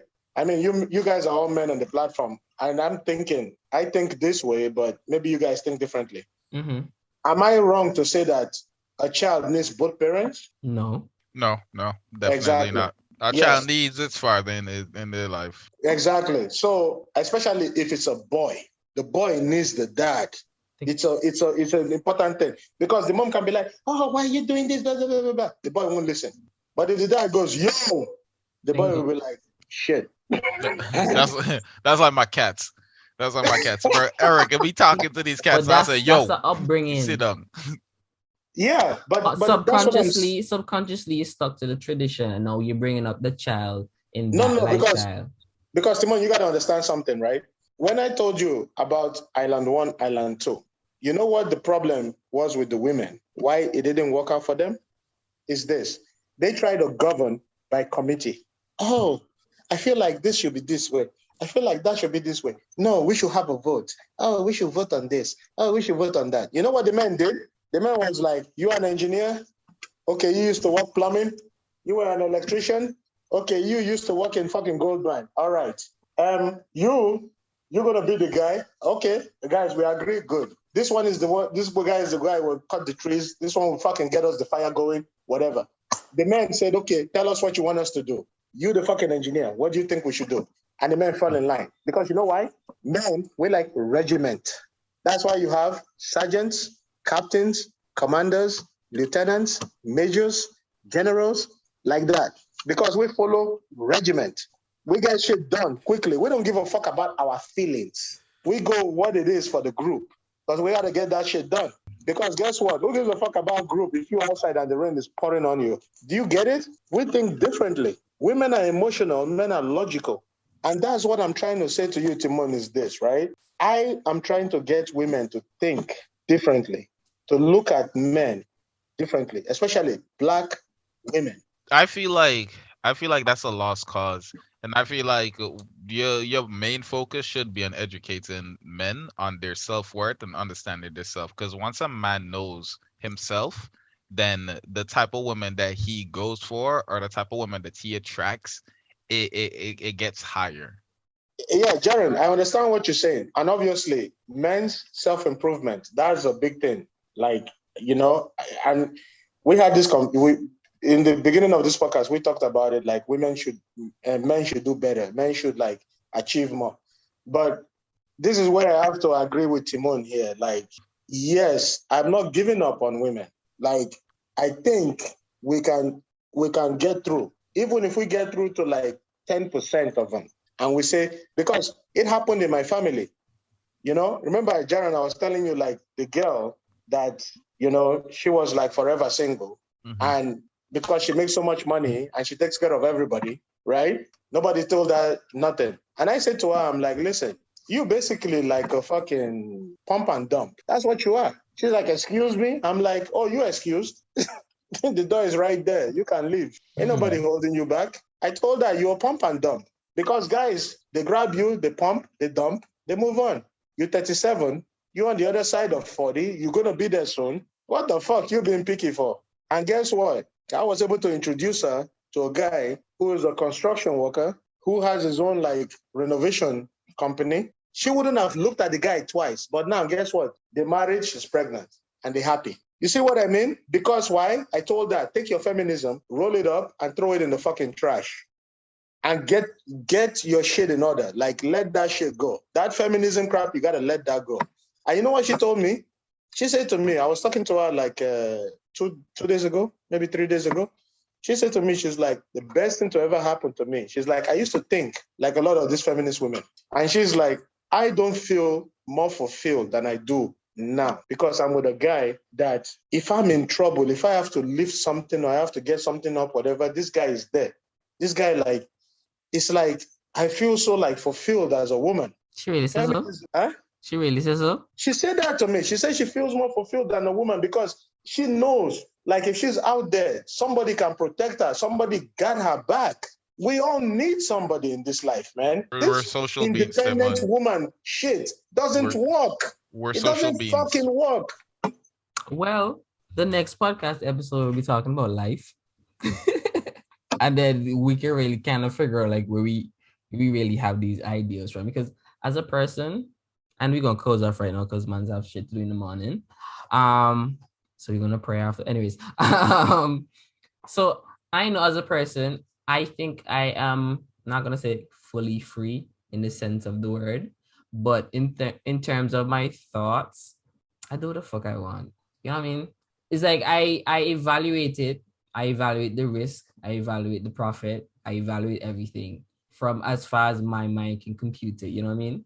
I understand. So I feel like when I make my choices, even if it's at the spur of the moment or driven by logics, I came to my own conclusion because I view things differently than other people. And you might say, hey, Timon, why would you step on a snail? And I'm just like, well, I need tetanus. And you're like, why? Don't ask me my business. I came here. Why? Why? Because that was stupid. Exactly. It might be stupid to people who look right, and it might also be stupid to me. But maybe I did it because I'm trying to get ransom money. I don't have to explain why I do the things that I do, but there's probably a good reason or reason that I think is beneficial to me. You don't have to explain things, but if you do something that stupid, I feel like you have to. I think it's in your best interest to explain. You know? Explain, yes, right. But then what if I can't explain it properly? Well, then there's a lot of things that go into it. But I know people who just like, I've been doing this all along. People around me been doing this all along.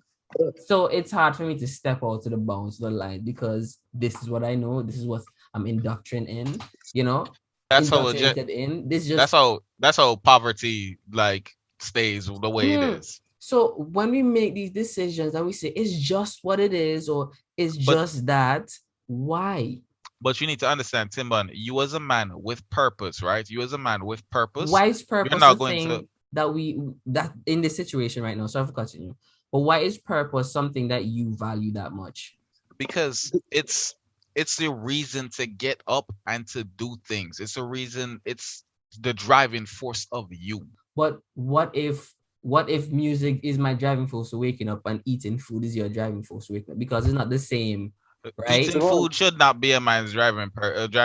You can't say no. If music and food are the two options, and I take one and you take one, we both have purpose. You're going to say because my purpose is not your purpose, is not a man's purpose. Is what I want to know. Like, how do we determine what purpose is a man's purpose? That's why I'm curious. So you said music and food.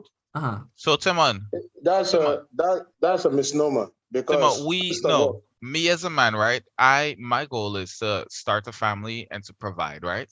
So now my purpose is eating food Timon, not unless I have a famous YouTube channel where I'm going around the place and eating food and making money off of eating food. If you're not making money off of eating food, then you're just fucking killing yourself. So the guys who making money off of eating food just woke up and say, "I'm gonna make money eating food." No, they're killing themselves too. It coming from a place because what they say, every hobby or passion should be something that you enjoy. Okay, so what I'm saying is this, right, Timon? What you're saying is that sorry, everyone. Everyone, you still with us, man? Barely. All right, let's end this. I have to go too. That's when he said that, when he said barely, you know what I was thinking about? Do you guys remember that video? It's like, I'm blind, I can't see. Barely. I'm legally blind. Barely. POP only that. Anyways, guys, thank you for joining us on the podcast tonight. I gotta say one thing before you go. Just you guys indulge me. Just a couple of minutes. Let me just say this, right? What I'm saying though is this, right? You said you gotta eat or do music. You know, one of it, you need it to survive, literally. You can't like focus solely on music and not eat. You would die. That's just a fact of it. Timon, what we're trying to say is this, right? I can't speak for anybody. What I'm personally trying to say is simple as this, right? No matter what, I'm pretty sure women are going to come on your podcast. They're going to say some shit, even though you invited them on now to have a serious conversation. Most of them chickened out. It's okay. This is what it is, right? They're going to say something. Yeah, they're going to say things. They're going to be like, oh, he's gay. Sure. He's full of shit, blah, blah, blah. Okay, fine. They can say whatever they say. But what am I trying to achieve? No matter what it is, this is the key of what you can tell them, okay? And this is what I'm telling you. Guys, I think men and women need each other. I think men and women, the roles should be what they are. And I agree with it. If a woman says she wants to go and pursue a career and all that, that is fine. But one thing you should understand is this. The market, just like with anything else, with the stock market, with the fucking beauty market, with anything, the market determines what your value is. If you decide to pursue your career and you end up at 40 years old, you shouldn't expect that all of a sudden, okay, now I want a guy. And then guys are going to be lining up. No, you're 40. You're old. It's not going to happen. Everything you do in life is a sacrifice. If you decide that... I mean, she could get a husband if she meet me in the gym. No. Well, what I'm saying is this. For majority of people, if you are 40 years old, you can't give a guy who is 26 or 27 a kid at 40 because it's a geriatric pregnancy. If you ask anybody who's a doctor at 40, it's a high risk pregnancy. They say don't do it. Don't do it. They say don't do it because the thing is this, right? You have to understand something because there is a give and take with that situation. What I'm saying to women is this. What you were promised that you could have it all, that is bullshit. Nobody in life can have it all. Everything in life is a sacrifice. If you decide that in your 20s, I want to have a family, I want to have a husband, I want to have a good man, in return. Yeah. Then guess what? You will get that. Because in your prime years, when you are at your highest sexual value, you decided to commit and you went with a man. And guess what? That's why you see some dudes who are like, what, billions of dollars. They're with a chick who doesn't look that good, but the chick was with him from when he was 25. You understand? And that is the thing. You have to understand that every single action you take has consequences. If the bitch is telling you that I don't cook, I don't clean, but I got this ring. But guess what? She cooking and cleaning for her husband. She doing that shit. But you over here, you gulping that shit like a fucking idiot and thinking that is what life is. Life is not that. Life is actions. Life is consequences. If you decide that you want to chase your career, you should understand that you will sacrifice family. You might not have a kid, you might not have a husband. That is the choice that you made. If you decide that, think about this. If women put in as much effort into getting a good man as they did into chasing their career, do you think they'll be single? Of course not. Thank you. That is all I am saying. And they can take it wherever way they want. And guess what? If the women come on the program and they say, oh, they have a problem with me, whatever, I got one thing to say to them. Suck my dick and gargle my balls, bitch. Yo, I hear the man like Mike. I love you guys, man. I'm on your side. Too, Timon, Darren, Lewis Hamilton, I'm on your side. We out, I'm bro. on all you guys' side, man. You guys are the man. I will always have your side. Don't worry. When Timon gets heartbroken, he will come and be like, "Fuck, you guys were right." I'll be like, "Hey, all y'all have to do is wait until the day comes, and then y'all can be like, yeah, I told you, nigga." "Don't worry, it will come sooner than you think." He'll come. The boy said, "I see it. You're This destined." man don't even say, "Man, I wish you just hold us as long as man possible." said, "No, God forbid you getting that shit." Wait, yo, what is the day? Yo, Everett, Jaron, mark this day. This is October the 16th, right? October 16th. You guys mark this day. This guy is gonna get so fucking heartbroken. He's gonna come and be like, "Hold on, Mike. Mike, if you listen back to like a couple episodes back, he played a song that he made from when a girl broke his heart." Wait, what? Yo, I gotta say this though. Can I indulge you guys in something? You guys play music on the podcast. Can I play you guys just one song? It's 2.5 minutes. Just listen to this song. Tell me what you guys think. Can I do that? Sure. I feel like I know what it is. Okay, let me just play this. I hope you guys. I swear, if it's that Batman song. Okay, well, let's see. All right. Because you know what? I think because Timon is a very artistic person, you guys are all like, I think he's going to be able to listen to it and go, I think there's something here. Maybe I can make something. Timon, if you guys decide to listen, Jaron, Evron, if you guys ever want to come to Africa, let me know. I got you. Listen, you're not saying some beautiful women till you come to Africa. I got you, man. I fucking got you. With the alley, bet. Yeah, man, I got you guys. Sean Kingston. All right. Fuck no. Hell no. The fuck? Don't listen to that shit. Okay. So, tell me if you guys like this song, okay? Yeah, send him on the song, the name, so you can look that up for real. It's called DJ Maforisa, Gotcha. Gotcha. Gotcha. Just type it in, you will see Mellow, Sleazy, and DJ Maforisa. It's yours. As soon as you click it, you're going to be open to a whole world of Afrobeats, man. You guys going to be like, yo, how the fuck didn't I know this? DJ what? DJ Maforisa. Maphorisa. Oh, one of y'all just type it in the chat. Timon, okay. All right. Timon. Yeah, boy. Yeah, Timon is wow. That's it. Okay, all right. Wait. Did you get the song? Gotcha? Gotcha.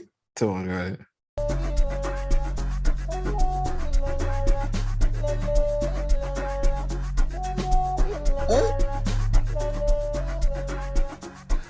Gotcha. Let me get to know you. When you bend it over, let me shine all over. Gotcha.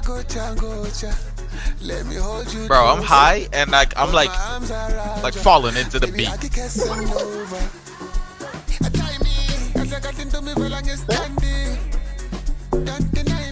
Okay. Not too many guys they like me. Them boys will get on board. Not too many guys they like me. Baby's all right. Would you say I'm not what I'm vibing? Baby's all right. Damn. Come on, you got some nice mic there, bro. Let me tell you. Nah, it's a hard song, man. I like the beat. Yeah, I like it. It's smooth. Mm-hmm. Yes, sir. And the beat, bro. It's I was falling into the beat. Yeah, bro. the tempo, like, I feel you. I got boy, make a run this up. I'm done one. See? Yeah, I couldn't match what do you call it? Let me know properly. Yo, I will send you guys like different Afro beats. Yo, you guys gonna lose your mind. Oh yeah, I know. Afrobeats are tough though. Timon? Yep. Hope you guys have me as a recurring guest. If you have the chicks come, let me go. Oh, we know Mike ready for them. We know you're ready for them, man. No worries. It's a matter of whether or not they're ready for you. You understand? Oh, that's what it hey, is. listen. Exactly. So either way, you know. Whenever you need me, Timon knows. Whenever you guys need me, let me know. I'll come on. Mike is the pocket rocket. Yeah. All right, man. All right, yo. So thank you guys for tuning in once again. Thank you, Mike, for coming through on the pod. Yeah, Hope you guys enjoyed. Everyone, Yes, sir. Jaron, Simone, please, thank you so much for having me on your platform, and I really appreciate for sure, it. man. Thank you All so love, much. man. It's all love. All right, brother. Take All care. right, see you. Brother. Take it easy.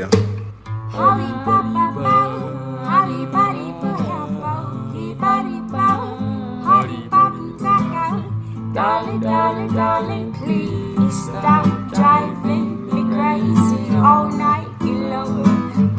All right, dogs. Night. Yeah. Yeah, that tomorrow. Hard for edit, dog. It doesn't cost me in my pocket here. You know, that's half the reason I was quiet for so long.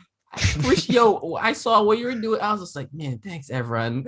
I was like, I don't even know where to comment. I'm like, you know what? This is I too have much. to listen over and make sure when John cutting in, because John had a couple of stats. I'm just like, I can't cut those. Literally, that's what I'm saying in my head. I can't cut those.